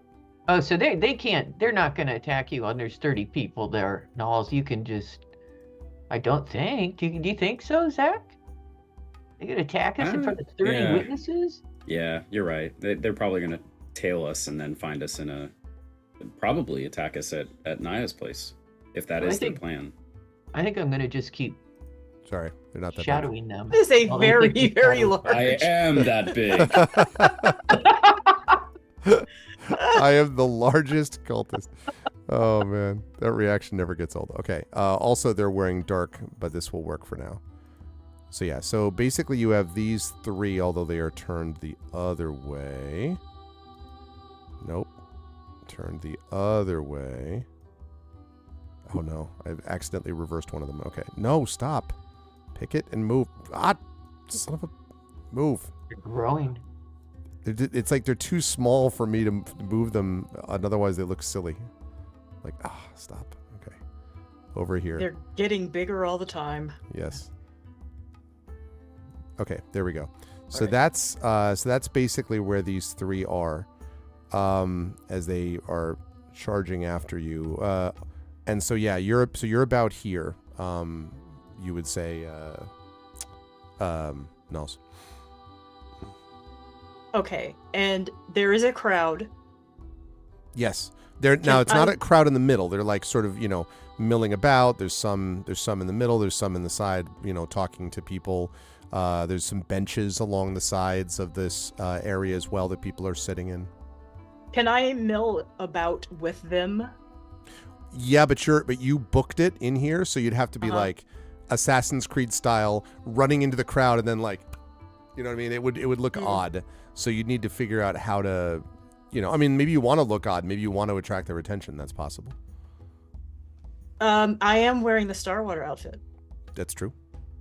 Okay, and again, the guys are 100 feet away. They're closer now, though. They would overtake. Where are you, they? Yeah. No. I mean Titus and Jaraxus. Oh, them. Yeah. Oh, those types. Yes, Yeah. they are over here. They're probably about 125, 130 feet from here. Okay. You don't quite have line of sight on them either, unfortunately, Knowles. And Fob is where? And Fob Right would be like behind them. Yeah, like right here, basically. Okay.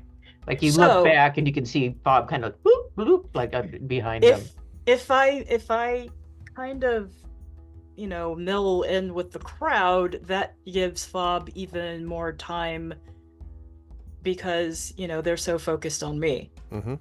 So I'm going to speak Elvish first of all. Okay.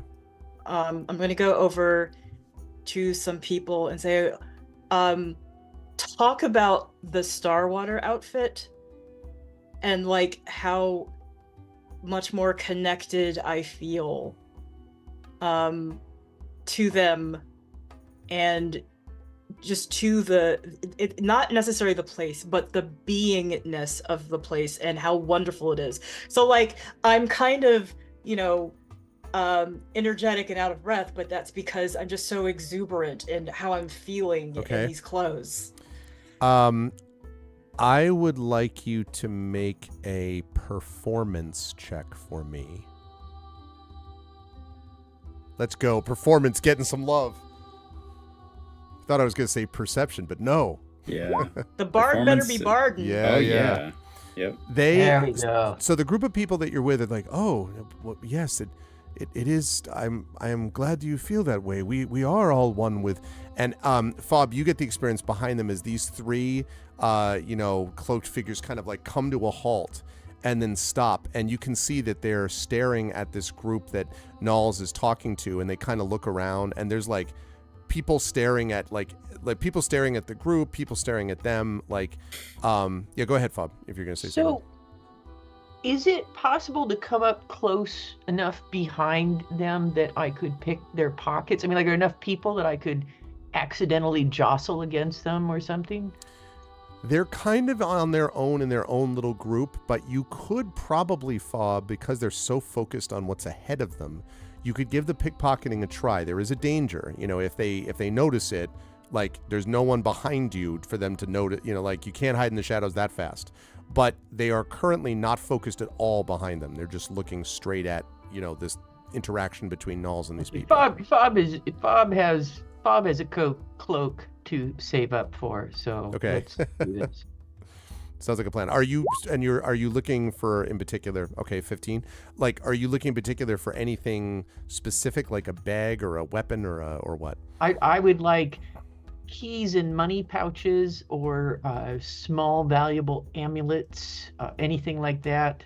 Or if they seem to have a very nice knife, I would take that. But that seems... I would say that as you roll a 6-sided die for me, please. 6. Money's for fob. Exactly.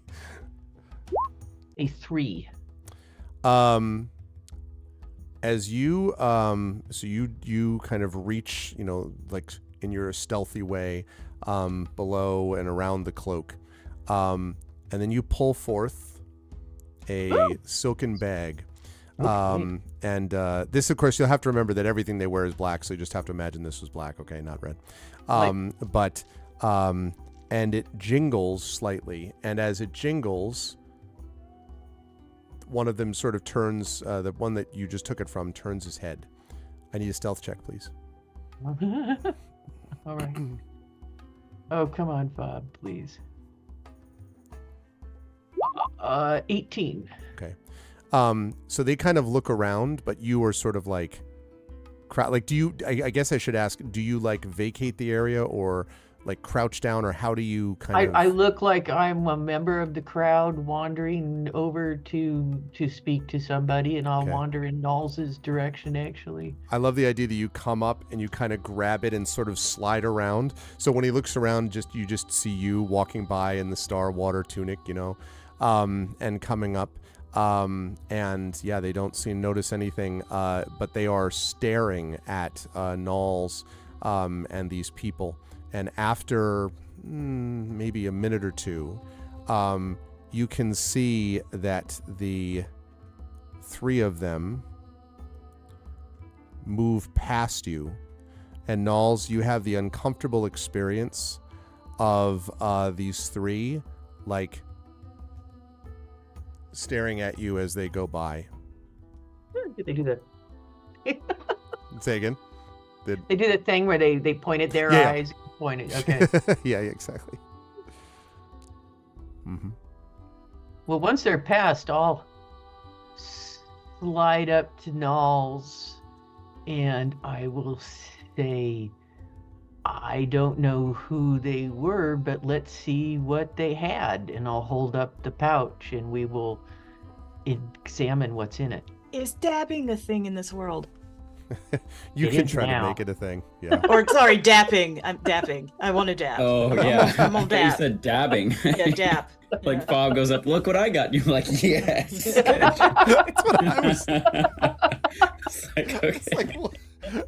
I don't. There's no Dabbing a thing. high Big five, close. high fiving, low fiving, dapping. But I just had this image in the middle of this discussion with these people, and you're like, how close I feel to you? This is how close I feel to you. An I'm just elvish like, what? gesture. We need our own version of dapping. Maybe like the Oh, 2 God. knuckles. Yeah. I'm in 2 knuckles. Like Yeah. elves two dap in this small incredibly claws. like Yes, Legolas yeah. style way, right? Like, just like, oh God, that was too funny. Okay, so yes, when you open the bag, Fob, you do find what look like a set of dark silver coins, but these are not like regular gold or silver that you've seen before, and they do not have, like, they don't seem to correspond to currency that you were using to buy the Star Water thing back in the plaza. There are 10 of these coins, and they have on the front, on one side of them, they have a flame icon, like just a single flame, and on the back is a skull. We should show these to the others because they might be from their place. maybe. And if they are not aware of what they are, I'm wondering if our shopkeep friend can let us know. I don't think she would take kindly to the presence of those three. No, no. And we should also warn the others too, would probably be a good idea. In That fact, we would be should a go great just in idea. case there's more. So we'll go back to the Yeah, others. so we're going back to Jaraxxus and Okay. Titus. In the meantime, Jaraxxus and Titus. Jaraxxus, you've come over to see Titus, who has his eyes closed and is kind of as these crystals around him. And every so often, you will see Titus will open his eyes, and then you will see figures around him, Jaraxxus, of other what looks more or less to you like other Zek. Small Zek, like a whole group of them, sort of running around, all blue colored, like not quite wireframe, but almost blue ghost-like, in this sort of circle of crystals. And then there is something that happens. There's some break that kind of like the images almost sort of shift, and then they disappear. And you can see there's another Twilight Elf shopkeeper, presumably, standing watching. And as you come up, he sort of looks at you and nods. Titus probably doesn't notice you, but Titus can tell me if he would. Titus is caught up and enraptured, so he would not notice. Okay. Sorry, I hear my cats yowling somewhere in the office, so I'm making sure that they're not killing each other. There we go. Well, welcome back. All right. Yeah, I know you're fierce tigers. Okay. So Jaraxxus will walk up very like out in the open, and he'll say to the crystal vendor, "What do these do? I've seen these crystals. Are these the same kind that grow in the caves in the passageway?" they are, but the ones that this one is using is now almost used up. I have not had the heart to remove them from him, but most of these crystals have been harvested this morning, and they can provide comfort or sometimes grief. They impact and affect dreams, and if you close your eyes and experience memory, you can feel the closeness of that memory as if you were there. I would demonstrate it for you, but this one has been here for several minutes, and as I say, I have not had the heart to remove these crystals from him, although they are about to run out.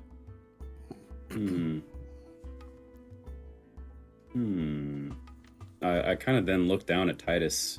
This vendor is speaking like he just gave some therapy or something to Titus, and so Jaraxxus will look down and sort of like insight check on Titus. Maybe not having to make an insight check, maybe I do, but kind of what do I see, and like do you emotionally seem different?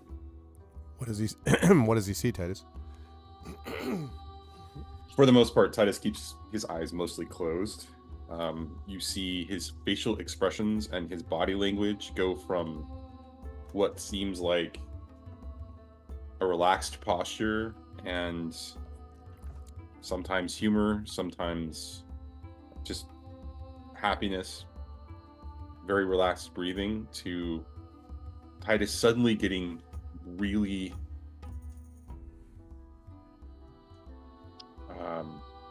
excited, heavy breathing.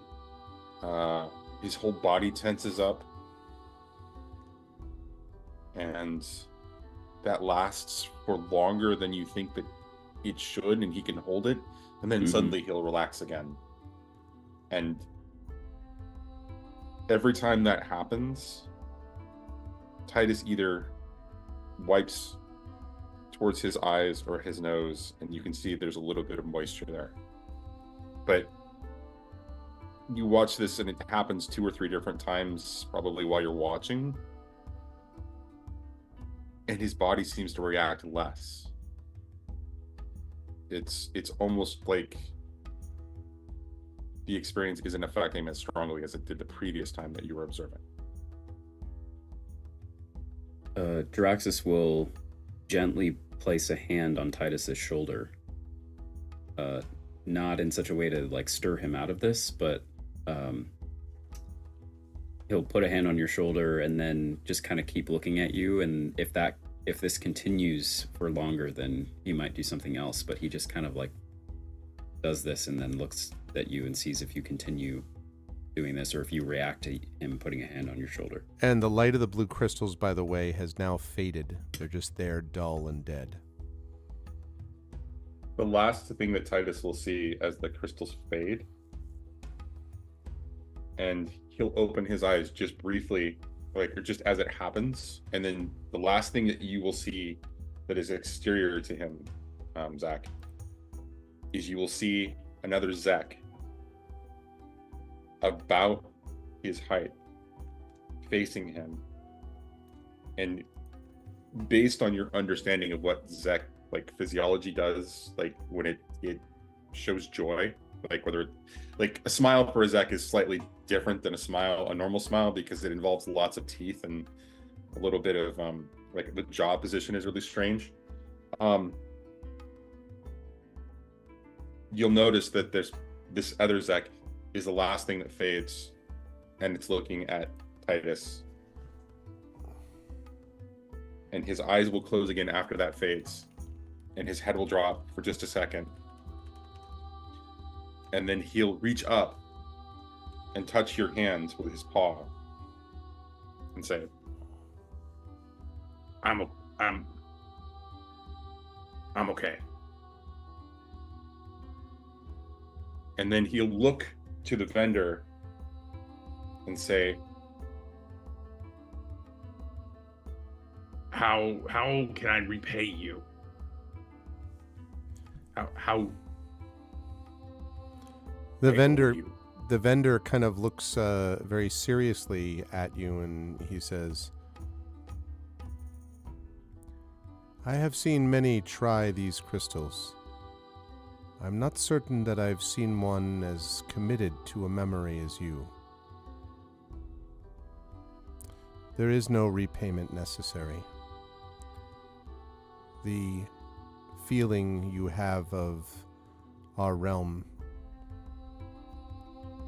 we traffic here in dreams, in memory, sometimes even in illusion. If what I have has brought you something of comfort, then I would not charge for it. Then he says, although I cannot do that for everyone. His eyes kind of flicker over to you, Jaraxis.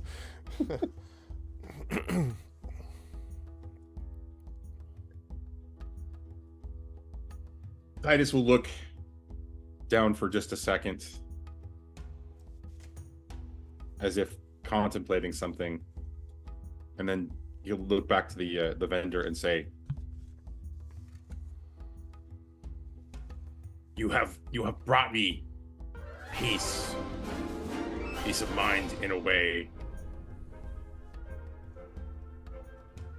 I didn't think was possible. So, regardless, I am in your debt. You specifically, though, if this is common among, I owe all of you for the gift that I just received. He nods slowly and he says, you have not come here to explore our world, I think. Have you? Draxus Came here shoots by a look accident. at Titus. Yeah. We didn't choose to be here, but we are here regardless, and feel a sense of duty here.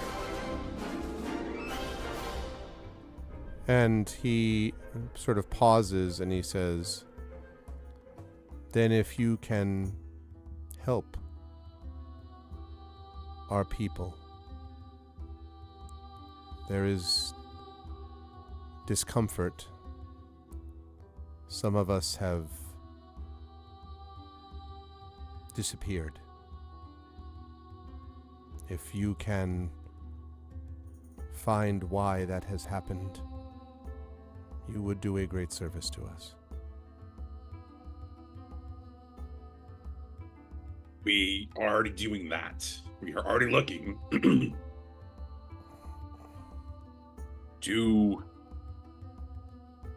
Can you offer us any information that might aid us in this task? Only one, which is that one who lives nearby, near the Star Bakery to the south, has been missing. She and I would often speak. She was interested in becoming a spirit caller, and she found my crystals of some interest as a result. I have not seen her for some days, and when I went to her home, it was closed and there was no response to my knocks. That would be one place I would look. We are here by the grace of House Whisperwind, actually. And I point at the tabard. And so this he nods. Is familiar to us. At this point, by the way, Nals and Fob, you would be walking up to them, seeing him talking to them. If you do deal in crystals, I have been in this goal of finding people. I have the ability. Are there people in your city proficient in magic who can summon familiars? Is that a known thing? Possibly, but they are things that would be known more by the Primarch and his advisors than they would be for the city in general. Magic is permitted, but anything which involves summoning or certainly anything technological, that would be different. By the way, pause for a second. I just realized that I don't think we ever talked about what the heck Gamork was doing during all of this. I have been wondering. I apologize completely. I was so invested in what all of you were doing, I didn't think about it. Yeah, was Gamork walking? So I guess the question is, did you wish Gamork to be walking alongside all of you in this, or did you want Gamork to? Because you've gone back to the Whisperwind estate. You could also have left Gamork there. So I'm sorry, we do need to resolve the Gamork situation. That's all. Well, we were told not to leave Gamork alone. Mm-hmm. So we have not left Gamork alone, is what I am assuming. Okay, in the city proper. I mean, up at the Whisperwind estate, Okay. they already told them like. Yeah, but you know, Gamork is Gamork. Yes, no, for sure. Gamork ain't gonna do. Gamork is definitely do whatever he Gamork. wants. Direwolves be doing what Yeah, direwolves be direwolves be doing. doing. Direwolves be doing what they do. So yeah, okay. So yeah, probably hanging around with us and Exactly. Okay, that's You're fine. right. Let me I let would me feel try he not would to. be safest with us, you know. Yeah. We'll all work together to remember. Okay, sorry. So yeah. Well, that Draxus prompts says- a question, actually. Hold on. Mhm. That prompts a question, then. Was he with Nals when that was all going down? I don't know whether he would have gone with Nals or not. I don't know. I think it would depend on, yes, Gamork is his own wolf, but Gamork would go, if you wished him to accompany one of you, he probably would, unless there was a reason that he's like, no, I'm not doing that. So he could have accompanied any of you, theoretically. Or he could have stayed with the group in general.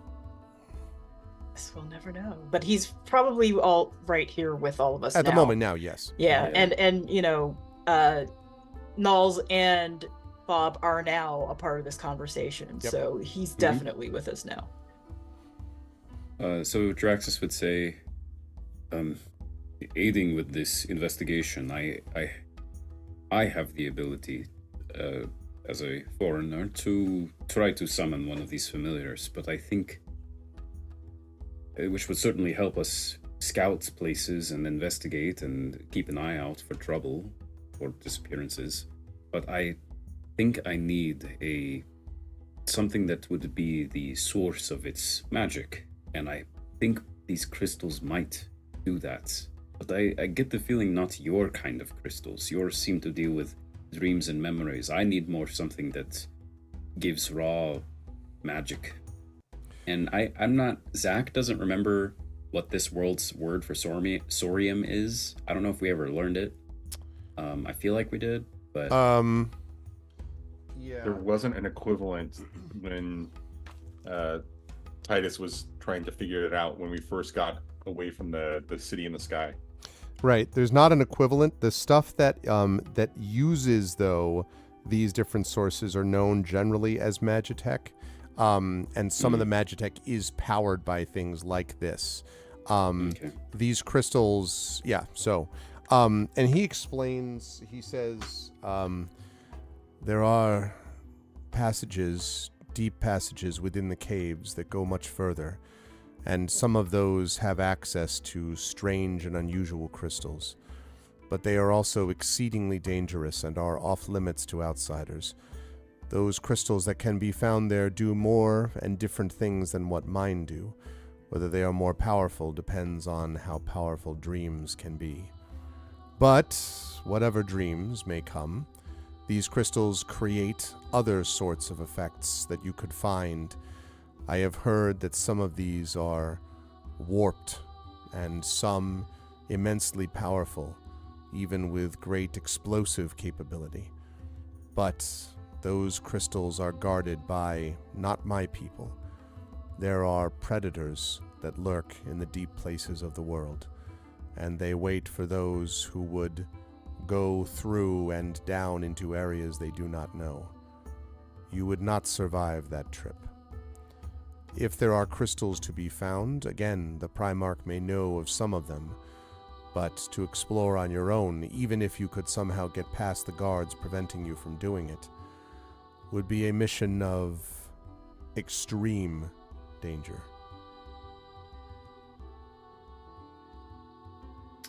Good to know. Well, do you have any of your crystals more to sell?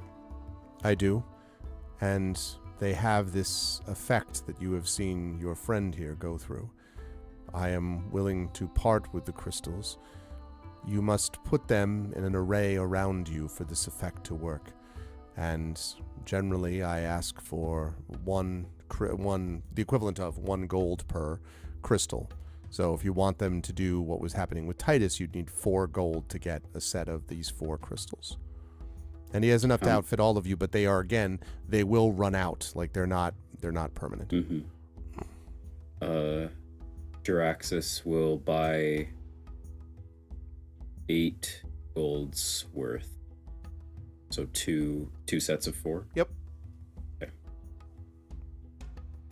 Is anyone else buying any? I mean, how many No. does he have? He has plenty of crystals for all of you if you wished. I did want to address something else with him. I'll think about it, but I'm thinking about it. But I did want to address something else with him. So Null says, "Pardon me. These gentlemen are our friends, and did I overhear you speaking of Naya and her disappearance?" Yes. Her name is Naya Lestri. We were friends. We would often speak here in the plaza about her desire to become a spirit caller. She was very interested in my crystals, and I have not seen her for some days now. I am sure you're already well aware that there is danger afoot, and I get the very strong feeling that there are those who don't want her to be found. We were near her apartment, and there were these people in cloaks, and I nod to Fob. And I don't want to buy a crystal, but I do want to kind of covertly let Zeraxis and Titus know that Null's almost got mugged by midnight elves, and that we have a coin that seems to be, and we need to talk privately.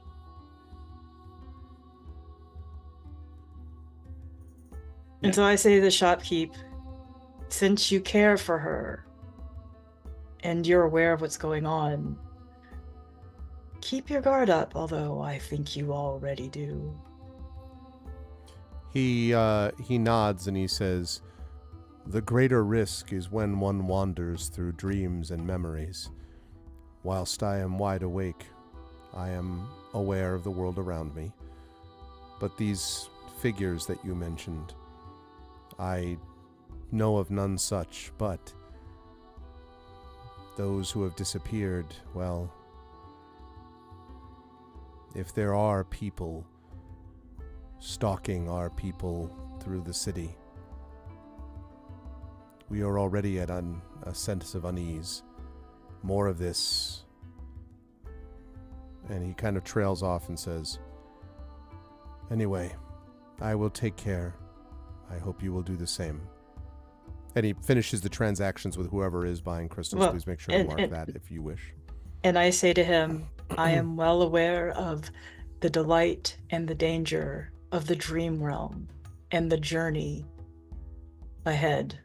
And I give him 4 gold. And he, sort of bows slightly. So that's to get the 4 crystals yourself also. Okay. So, and those, I should say, will last until you use them. But since they are crystal, they are theoretically subject to breakage. So be aware that if you're like, I sling my bag and let it drop 50 feet, that crunching sound is, just be aware. Okay, but after that, Fob and the rest of you can make your way to a place where, there are benches here in the plaza as well, and you could make your way to a place where people would not be able to hear you very well, presumably. Where we will tell them what happened. Okay. And I will give them one of the coins and ask if this looks familiar to either of them. Probably doesn't, right? It does not. What Doesn't kind of seem- metal is it made out of? I would like you to make an...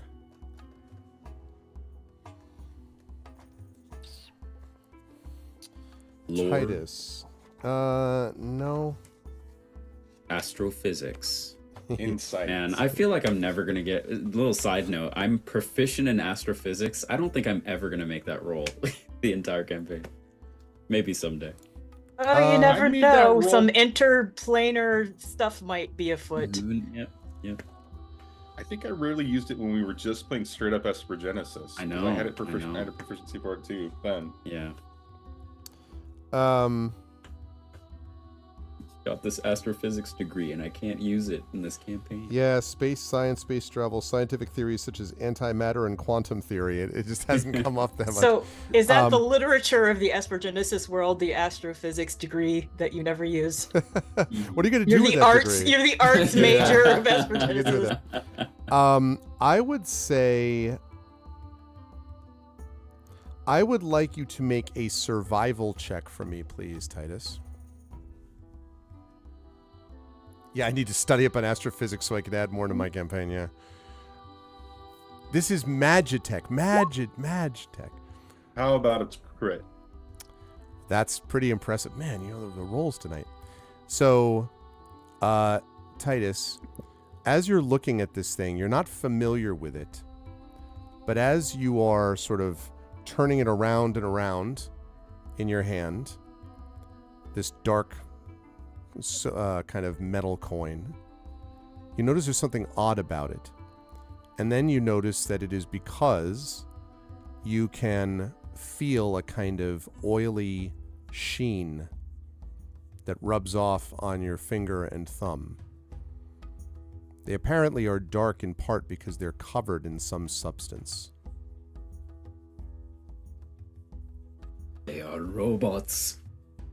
It's a substance that burns, Titus. Burns on the skin? Yep. Titus will drop it immediately and immediately find something to clean his fingers or his I need a claws or whatever. Constitution saving throw from you, please. Whoa. Yeah, I'll take a 12. You sort of sway back and forth and then fall to the ground unconscious. Do I lose any hit points? Not as of yet. Let me guess. Did this? No, it should be said. Wasn't Fob handling this coin like all the way up to this point? No, all Fob did was look at the coin and then put it back in the bag. No. Oh, okay. But it's very so you sort of fall unconscious and the coin is right there, so it doesn't take much for the three of you to put two and two together. First of all, are you anyone going to do anything to Titus? Like, you know, since Titus is currently...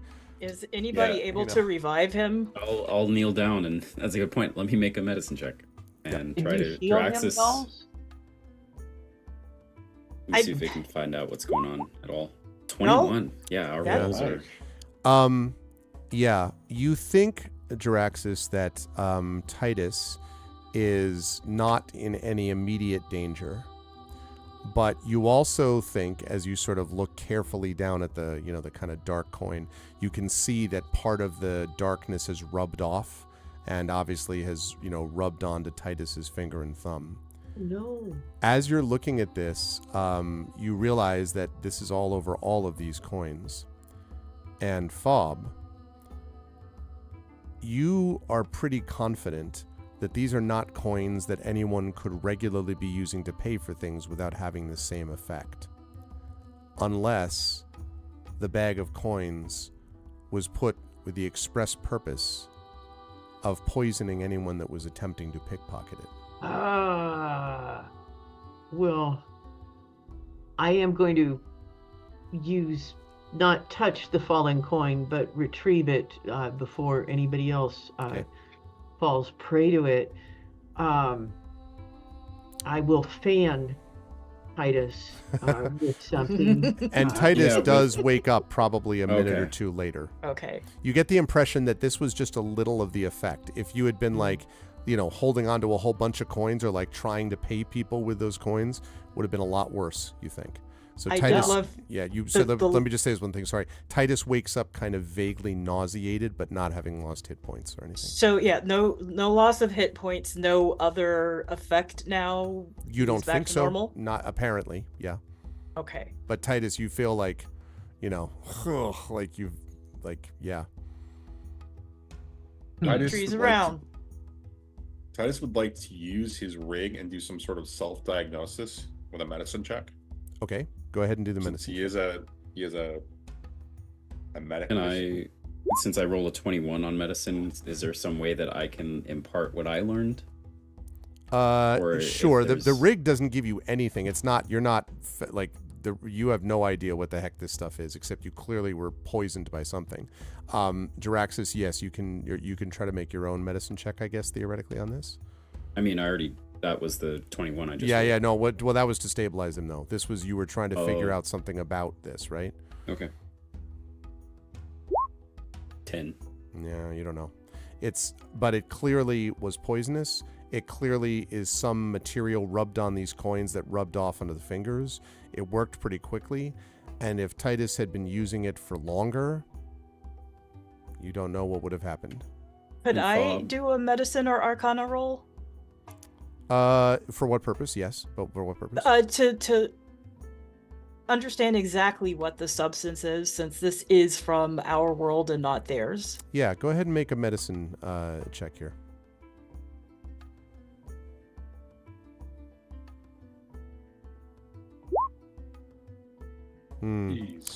So Nulls, a 21 tells you that although this is not from their world, you're pretty confident it's not from your world either.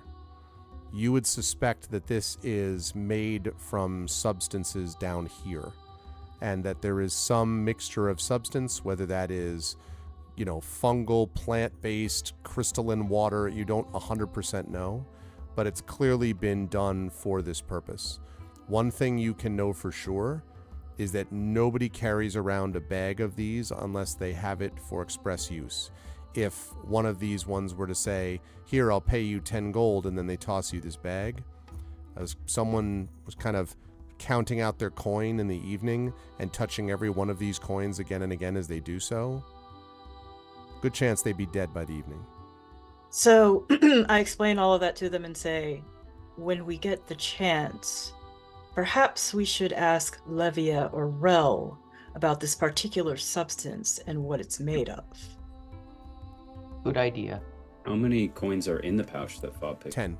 10. Now 9 because of the one that was on the ground. But I put it back in. Oh, you put it back in. I I'm sorry. retrieved it. I beg your pardon. Yeah, right. So 10. Didn't want a toddler to pick it up. Yeah, and actually, Fob. Lucky penny. Sorry, Fob. When you do that, make a perception check for me. You can do this at +3. Actually, when you put the coin back. I forgot to mention this before. So 21 plus 3, 24. Yeah, there is a lining on the inside of this bag. Very clearly a lining that does not seem to have any of this liquid stuff on it. It seems like it's, repellent in some way. Well, this is a very interesting little pouch, and I will definitely not leave it on my belt for pickpockets to take, but put it away safely in my backpack. Okay. Whoa, that was something. Sorry this all about happen? that, Titus. I didn't think that would happen. Titus kind of ruffles his fur a little bit and kind of shakes it off and says, It's to be expected. "Now, is the merchant still looking at us?" No, you were a little bit of a distance away, like on a bench, talking. I'm gonna go right back up to the merchant and say, So I've got a question of a different sort with you. Yes. Has there been any deaths among the merchants or disappearances? And he hesitates, and then he says, "There was one some weeks ago, but we assumed it was just a disappearance related to someone who had chosen to leave. He was a researcher. He would often go into the caves that I mentioned, seeking out other sorts of crystals. We all assumed he had gone on one trip too many."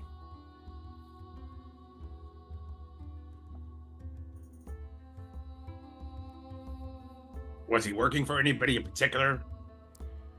No, his main work was distilling a combination of this water from Moonshadow Lake and crystal into a kind of oily substance. It was something, when combined, would, theoretically anyway, could perhaps be very useful in substances of control. He was experimenting with the equivalent of things to alter and affect the mind. But he was gifted, and I know no one who knew as much about plant life and how to combine things together as he did. Did he have a name? Yes, his name was Rolis, and he disappeared several weeks before Naya did.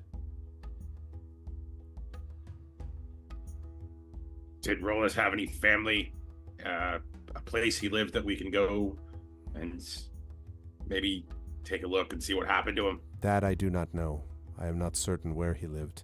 He spent much of his time near Moonshadow Lake, searching out different items and plants and other things that he could combine and mix. Again, thank you. You've been very helpful. And he bows. And Titus... go ahead, Drex. Does this crystal vendor have a name? OGM? Yes. You haven't asked it yet, though. At this point, we've talked to him enough that I think we kind of have to. Do you wish but again, to... Titus is the one talking. Right, about I was going to say. Draxus hasn't. No, I'm just saying. If you're getting some dead merchant's name, might as well get the guy who's giving you memory crystals and. Right, totally. My name is Titus Littlefoot. I am Varellin, and it is a pleasure, Titus Littlefoot. Thank you, Varellin. You've been more helpful than you can even imagine. And he smiles and he says, "Then it was fortunate for us both that I came to work this morning." Thank you. And Titus will immediately run back to the group and explain everything that he just heard. Okay. All right. What is the group going to do before we wrap for tonight? What is the decision the group's going to make? Well, we don't know where Rollis lives. Or Rollis. Where Rollis lives, and we were on our way to Naya's, and the cloaked figures have exited. Mm-hmm. So to Naya's it is. Works for me. And as the party heads off down to the south to explore Naya's house, the party is not sure if or if not they are being watched from the shadows yet again. And that is where we will bring our session to a close. A very, very cool, I don't know how to describe it, a very flowing session in a way that I really liked. There was a lot of sort of interweaving of ideas and concepts, and a lot of, really lovely role play. Jeez, Johnny, I'll come back to that, but just lovely, lovely stuff. And some really tense moments. I was like, we're either gonna run a combat here, depending on how things go, or but the Null's fob thing secretly in the plaza felt very Jason Bourne third film. I'm walking into the busiest terminal in London type of stuff. I was getting that vibe very much. And then Jiraxis sort of figuring out stuff, plus the Star Water clothing and all. It was really, really fun to see us back in the saddle with this. I will start with Zach. Zach, great stuff again out of Jiraxis and out of the sort of impression they had. I love the earlier on discussion of when the guards show up and you're just kind of like, and so I touched that thing. I was curious about it, and I like how at some point you just jettison to the idea of, did you touch anything? He's like, all right, okay, fine. So I did touch something, and we get this whole sort of explanation of what there is. But also it felt to me like that was very much in line with what happened later, where you as Jiraxis were also trying to figure out energy sources, like how am I going to power my tech, being aware of that at the same time that you also know that showing off tech is not a good thing here and you got to be careful about that and all that. So there was a mixture of those things I felt coming along with Jiraxis that I thought was an interesting way of sort of continuing to develop his character one way or the other. How did you feel about all that? How'd you feel about the session tonight, and where will the fine folks find you next? Yeah, that's I'd say a great synopsis of all that. I feel the same way. It was very cool, very still kind of getting used to how the city works and its ins and outs, and meeting interesting characters. So I'm excited to go into Nihilestri's place and see what's going on there. The dynamic sort of building between all of us. We're getting some Titus lore. I'm here for it. I love it. And it's exciting. I'm excited to see where things go, and if we will continue to be tailed and nearly assassinated several times. But we'll be fine. We'll be fine. So the fine people will find me here for this again next month at some point. And then, of course, I'm one of just several stellar voice actors that voice act for the R Vocalist once a month. Right now we're playing the Banner Saga 3, which is a really, kind of the same vibe as our session today. Yeah, actually. Really, roleplay heavy, introspective, mixed in with multiple tactical combats as well. So that's been a lot of fun. And then every Thursday, aside from when I'm out of town or what have you, I stream Divinity Original Sin with my friend Maddie. We've had an amazing time. We've realized we've been playing that game together, still haven't beat it for almost 70 hours now. Wow. So 23 streams, about the same actually as Mysterious Peaks. So yeah, that's that, and then maybe in other places soon. And thanks for GMing, Greg. You know, as someone who does this as their job, you should consider GMing as a job, Greg. You're kind of good at this thing. Maybe. I'm honored. And speaking of GMing, don't forget Zach's and my Gen GM show, which is now up on YouTube and is just released its second long episode. And we have short episodes on the way, and we have 2 more long episodes in the hopper that are going to be coming up. One will be the end of this week, I believe, and then we'll have one coming up a couple weeks after that long, and you'll have a bunch of shorts too. So please sub to us over there and spread the word if you're interested in talking about stuff like this, like our GMing stuff. That would be lovely if you could come join us for Gen GMs as well. Thanks, Zach. 100%. Good stuff tonight. Kat, I really loved the image. Maybe because, I mean, admittedly, spy stuff and all the stealth stuff turns my crank anyway. But like the image of Fob like just swinging in behind the group of them and like following up and then pickpocketing and then like all that. It felt very like, I don't know how to describe it, like Fob oriented. Even the thought of like seeing the cloak where like you're like, I bring the shadows to me, and you're like, oh my God. Like I really loved the image of Fob doing that. And then of course Fob, then when at the end where you're like, I'm sorry that happened, I didn't mean for you to with the coins, was really interesting to me too. And I wondered how you felt about that experience in the session. Well, and where you'd be next. I think Fob actually is a little chagrined because they were feeling pretty full of themselves at their cleverness and then poisoned their friends. So they're actually going to be kind of solicitous of Titus for a while, kind of hover over Titus, just because, boy, the little guy went down fast. This was a really fun session. I had a great time, and I always do. As to where you will find me, again, on this channel, I am sure. And if you are at the International Conference for the Fantastic in the Arts next month, I will be there, frolicking in the sun. Yes, absolutely. Yeah, ICFA is always a good time. Thank you, Kat. Always a great pleasure. And moving right up to Toya. Listen, Null's had, like, you are the other side of that. So you're like, now I've got the person following me. Like, how do I deal? And I love the image of, like, you go into the bakery, you did this stuff. And I have to say, I felt so bad that I couldn't just be like, rule of cool. But I was like, it just breaks too much stuff. Like, I can't just be like, yeah, you can communicate through stalwart or cloaks, because it's not really what they're there. That's not how they work. And you were too far to do the dentist thing. I was like, God damn it, these are great ideas. They just don't. It's not going to work in this context. So instead, what you did with the whole like loudly coming out of the bakery, and that, I think you made the right call in that running into a crowd of people makes a lot more sense than like you all as a full party struggled with 3 of these guys taking on you and Fob by yourself before Jaraxxus and Titus figure out what's going on. And it might have taken a little while because like Titus and Jaraxxus were up doing the vision quest thing up with the crystals, so you would have been you might have been sort of like isolated there. So I think you did what you needed to do. That was a very tense series of moments, and there is a lot of this that feels Nulls related to me because of the kind of dreamlike quality of the world and how Nulls deals with dreams like that also. So that was very fun for me to see.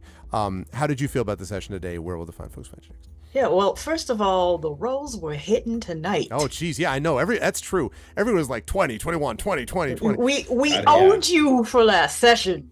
Right, but it works out, doesn't it? It always balances. So, yeah, it is very nullsy, what's going on right now. And it's funny. You're like, the rule of cool thing, I just couldn't let you do it. That's okay. I will keep looking for ways to break things. That's fine. That's fine. I will keep doing it. But I guess I'm just more in awe of what everybody did tonight. Like, there are things that I think of, but then there are things I would never think of, from everybody else in role playing with the shopkeeps. And, getting information or, getting out of a situation. I also was enthralled by the Titus memories, which I'm sure will come back up at some point. As I noted, I would tuck that away for later. But that was really lovely stuff. And then, like, I enjoyed all of it. but I really, really, really enjoyed that final conversation with Varellin. That conversation, you know, Titus getting slightly poisoned and then going back to Varellin and finding out even more information and a new merchant that we need to look into. That was just a lot of fun and really intriguing stuff. Good And stuff. as for me and what I will be doing, I will be at GDC next month. So if you go to Nice. the Game Developers Conference, there's a chance that you might see me there. Nice. And if so, you should go up and say hi and get Toya's autograph and all that cool stuff. You know, but really good stuff today, Toya. It's always a pleasure. Thank you. And last but certainly not least, Johnny. Yeah, man. You like when Titus was like, reach it. You, Titus was like, you swipes away a tear. I'm like, same, man, same. Like that. I really feel like within the last couple of sessions, we've had this several times. Titus has made reference to this thing about the brood and the family. And it's just lovely and subtle because it's not something that's constant like my family, but like it comes up in these moments where you're just like, Jesus, like it's a pleasure to be able to see how that impacts everybody. And that's one where you're just kind of like, from a film point of view, like just roll tape, just roll tape, because it's really great stuff. And it gives depth so that when things happen later, when there are sacrifices, when there are moments later, they matter because of stuff like that. So that was really lovely stuff. And yes, running back and getting more information was also smart too, and all of that. So I was on board with all of it. But yeah, like the highlight absolutely was that really lovely moment of just discussing the memory that he had and the trauma right afterwards. And then the fact that you wanted to live it again was like, I was like, oh gosh, like chills. Really, really nice stuff. How'd you feel about today, Johnny? Where will the fine folks find you next? Today was pretty incredible in not only watching the way that the lack of combat actually happens. I mean, the subtlety in everything that Nulls was doing and Fob was doing, and then just sort of the engagement that Jaraxxus had at the early part with the constables and how that, or the guards, and how that worked out and everything else. It was pretty fantastic. I will make one note of thinking about Titus in that situation. Is Titus is an old man by comparison to everybody else here. Yeah, he's already lived his life in some ways, and so he has a history, and he's still choosing to be here at the latter part of his life for whatever reason. And so that's the pleasure of playing a very old character who doesn't necessarily come off easily as old, but he does. He has had a couple of lifetimes essentially, and that's where we are with him. I mean, this probably is his last lifetime, or his last things he will do in his life, kind of a thing. So yeah, it's lovely stuff. The next place you'll probably end up seeing me here. Whenever we haven't talked about schedule for next month yet, but it'll probably be the earlier part of the month here. I am doing a couple of interesting things. Along with the move, I am running some private games of a City of Mist variant that is on Kickstarter right now called Legend of the Mist. It's got a very interesting Hobbity kind of a feel to the whole thing. At least the demo does. It's pretty fun, so I'm getting a chance to do that. And I will be on March 24th. I will be relaunching my channel. Oh, nice. And I will be doing, so it's not official what time it's going to be yet, and it's not official exactly when I'm doing it, but I have two things that I'm trying to sort out, which is going to be the best thing to do, and it'll happen on March 24th. So wow, I'll update you guys next time we play. Yeah. We'll have to mark our calendars. That's good stuff. Absolutely. It was really a great pleasure, crew. I'm really happy that we're back doing this again. And chat, if you enjoyed it as much as I did, and I hope you did, please give the love to the awesome cast of Expedition for the Mysterious Peaks. Thank you to Johnny Pittman, to Toya Kristen Finley, to Kat Rambo, to Zach Clay. Good work today, players. Thank you so much. I will see you back here next month for some more sessions and some more investigations. Bye. Thanks, for everybody. now. All. Bye. All right. That is going to do it for us for tonight. That was great. Yeah, I don't know. It just sort of, there was this contemplative feel to it that I really enjoyed. And you know, I mean, every session is going to be different. Some of them are going to be just goofy. Some of them are going to be, you know, some of them are going to be like deadly serious or very epic or whatever. But this was definitely contemplative in a nice way, and I was really enjoying sort of watching that all kind of play out. That was good stuff.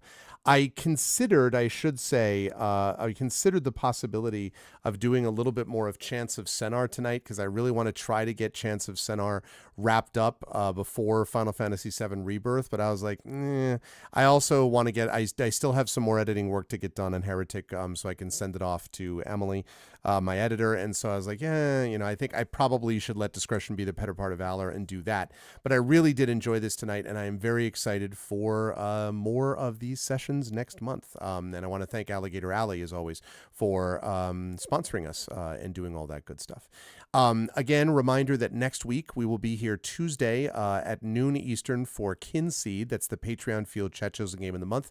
And then I'll be over on GOG.com's Twitch channel at 4 p.m. Eastern, actually 4:15 p.m. Eastern, for some Talisman Adventures. So that should be a good time. I am excited for that. And then we'll have one more February session, and that'll be this coming Thursday night, when I will be playing more of Chants of Sennar, trying to get it out of the way. I'm having a great time with it, but just finishing it and then getting ready to play some Final Fantasy VII Rebirth coming soon.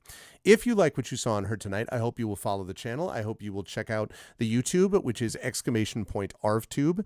And I hope that as you do that, you will consider subscribing to the YouTube channel. And I hope, by the way, that people had a chance, if they were watching over on YouTube, I hope they enjoyed it, and that they will consider coming over to Twitch as well. Thank you as well to both Kooky Canuck and to Prince Justin for the subs tonight. Kooky Canuck resubbing with Prime, Prince Justin giving the gift sub to Cat Rambo. I did note that. Thank you. And I really appreciate that greatly. We were in the middle of like a big moment, so I didn't want to be like, hey, you know, like, so, but I did say it in chat, and thank you very much to both of you for that. So yes, YouTube, you can sub to me over there. We've had more subs coming over there. We're now up to a new high over there of subscribers, so let's keep that up. That would be lovely. That's !ArvTube. Doesn't cost you anything, but helps us out. Discord is !ArvCord. Please join us over in the Discord to hang out with us in between streams. Twitter is !ArvTweets. You can follow me there, what I will always post when I'm going live. Blue Sky is !ArvSky. That is, again, the Blue Sky social network that I always post on as well. And website for this is arvaneleron.com. Financially, !ArvShop is the merchandise area. We're going to have Expedition from the Mysterious Peak stuff going up there sooner rather than later, I hope. That's the last sort of the new things that I wanted to put up there, at least immediately. Although we may have some surprises coming up on that merchandise channel anyway. But regardless, that helps you because it looks cool, and it also helps the channel. So please do that if you can. Please also consider supporting that right there. That is the Patreon, !ArvTreon. We're really trying to build that number back up. I understand that, you know, money goes to different places, and I'm always, you know, I don't ever want anyone to feel obligated, but it definitely does help us out because it allows me to do things like pay for the video and the music and all that kind of good stuff that you can see on this channel. So !ArvTreon. Plus, you can get cool stuff for yourself too, like an epic character background written about you, or an epic poem written for you, or even a critique of your writing if you support at the high enough level. So there's all a bunch of stuff that you can do if you are willing to jump on board with that Patreon. Also, subbing to the channel, as I said, several of you did that tonight. Thank you so much. That is really appreciated and makes a big difference too. And cheering in the channel will help our players for the Expedition for the Mysterious Peaks thing. So definitely please consider jumping on board with that. The website for all of this, you know, I have to say, by the way, I keep looking back here. That was that orange cat, and then it was that's Sherbert. Then it was my black and gray cat, Ganesh, who was up there, and Sherbert had vanished, and now Sherbert is back here. I know that I have two cats, but, you know, sometimes I'm always like, have you just, like, teleported from, you know, all of these places? Anyway, they are here, and we're relaxed the whole time, so... But where was I? Yes. So Subbing to the channel really helps as well, and thank you for all those who did that, and please spread the word about all the ways you can do those things. Publishing Exclamation Point Icarus is my graphic novel from Athos Arts. Exclamation Point Library. No, I know, Trippin, but it's appreciated too. Exclamation Point Library is my Tales and Tomes from the Forbidden Library. That's my 5e adventure and source book from Alligator Alley Entertainment. If you liked what you saw tonight from me, and you like the GMing that I do, and you'd like to see more of that, obviously you can follow me here on the channel and sub on the YouTube, but also you can check out things like the Gen GM show and also things like that I write. I'm an author, so I write both fiction and also game material, like that Expedition from the Mysterious, like the Tales and Tomes from the Forbidden Library, which is by the same company, Alligator Alley, that does Expedition for the Mysterious Peaks that we're doing here. So you can do that there. And then Exclamation Point Greyshade. Greyshade and Renegade. Greyshade is an award-winning book. Renegade is the sequel. Very proud of that. That came out about the middle of last year. The final book in that series, called Heretic, I am about to send off to my editor. That is going to be out the summer of this year. I am very pleased with it. I think it came out very well. I'm very hopeful that the series itself will be well received now that the series itself is going to be complete as a completed trilogy. So that is very exciting. If you want to pre-order that and buy Greyshade and Renegade right now, you can do so at that Greyshade link. You can also get the copy of the audiobook from our very own Trent Sparks of Greyshade. He did an amazing job with that. And you can also pre-order the tabletop role-playing game of Greyshade. I had a big discussion with Brandon O'Brien about this over the last week, a couple of them, and I'm going to have a big discussion with the Alligator Alley folks tomorrow. We are making great progress on it. It's going to look awesome. I cannot wait to show you all what the game looks like of Greyshade, and you can pre-order that. That will be out late this year, and you can pre-order that now with that Exclamation Point Greyshade link as well. As always, Exclamation Point BLM, Black Lives Matter, important to affirm and assert the significance and importance of Black lives. Exclamation Point Help Now, which is the World Health Organization page on suicide prevention. Important to reach out to others when you need help, and to reach out to others when they need help as well. And Exclamation Point Ukraine, as we move into the 2-year anniversary of Ukraine having been illegally and wrongfully and unprovokedly invaded. We can support them now by supporting that link as they fight back against this illegal and illegitimate war with bravery and courage, and send the message that we will do so for others in the future as well. I think I see who we are going to. Yes, I think I know exactly who we're going to go. So let me just remind everybody about the raid. We're going to do a raid tonight. Very simple, these raids. If you are not a sub, please just copy that. The Arvanauts have landed, followed by Twitch raid, and put that in when you get over to the place that we're going to be raiding. If you are a sub, you can do this, which is the Arvanauts have landed, and then you get Arvany Roar, Arvany Hype, Arvany Switch, Arvany Witch, Arvany Love, Arvany Blown, Arvany Smug, Arvany Crit Hit, Arvany Crit Fail, Arvany Crit Miss. All of the Arvanys when you were brought over auto-magically to this place. It's good for them, good for us, good for everybody. Thank you to my amazing mods tonight: Dragonspear, Drew the Damager, Hillness, Prince Justin, Triffity Mats, the best mods in the business. Thank you so much to all of you. Thank you so much as well for my Patreon supporters and subscribers: Dragon, Drew, Hillness, Prince Justin, Triffid, and Critwitch. Thank you so much as well to my viewers. Thank you to Aqua, to Darksteel Spork. What's up, Darksteel? Thank you to Dyslexic Apricots. Thank you to Jagtress. Thank you to Jonan McCauley. Thank you to Mark. Thank you to Mr. Jonas, Mrs. Dunsel, Nonstop, Robich. Thank you to Rock, to Tarsai, and to Wispy Song. Good to see you, Wispy. Thank you so much to everybody who was here tonight. Really appreciate it. It was fun. I was really enjoying the interactions with the chat as well. And I will be back to you folks on Tuesday for noon Eastern for some Kinseed. So I hope you will stop by for that. Until then, though, everyone enjoy the next couple of days. Please be good to each other, and I will catch you folks on Tuesday. Until then, everyone, much love, and bye for now. Oh, sorry. And special thanks. I always do this. I have to remember to do this at the end. Special thanks to my players, to Johnny Pittman, to Kat Rambo, to Toya Kristen Fenley, and to Zach Clay for being awesome, amazing, and great. Thanks, everyone, and have a good night. I'll catch y'all soon.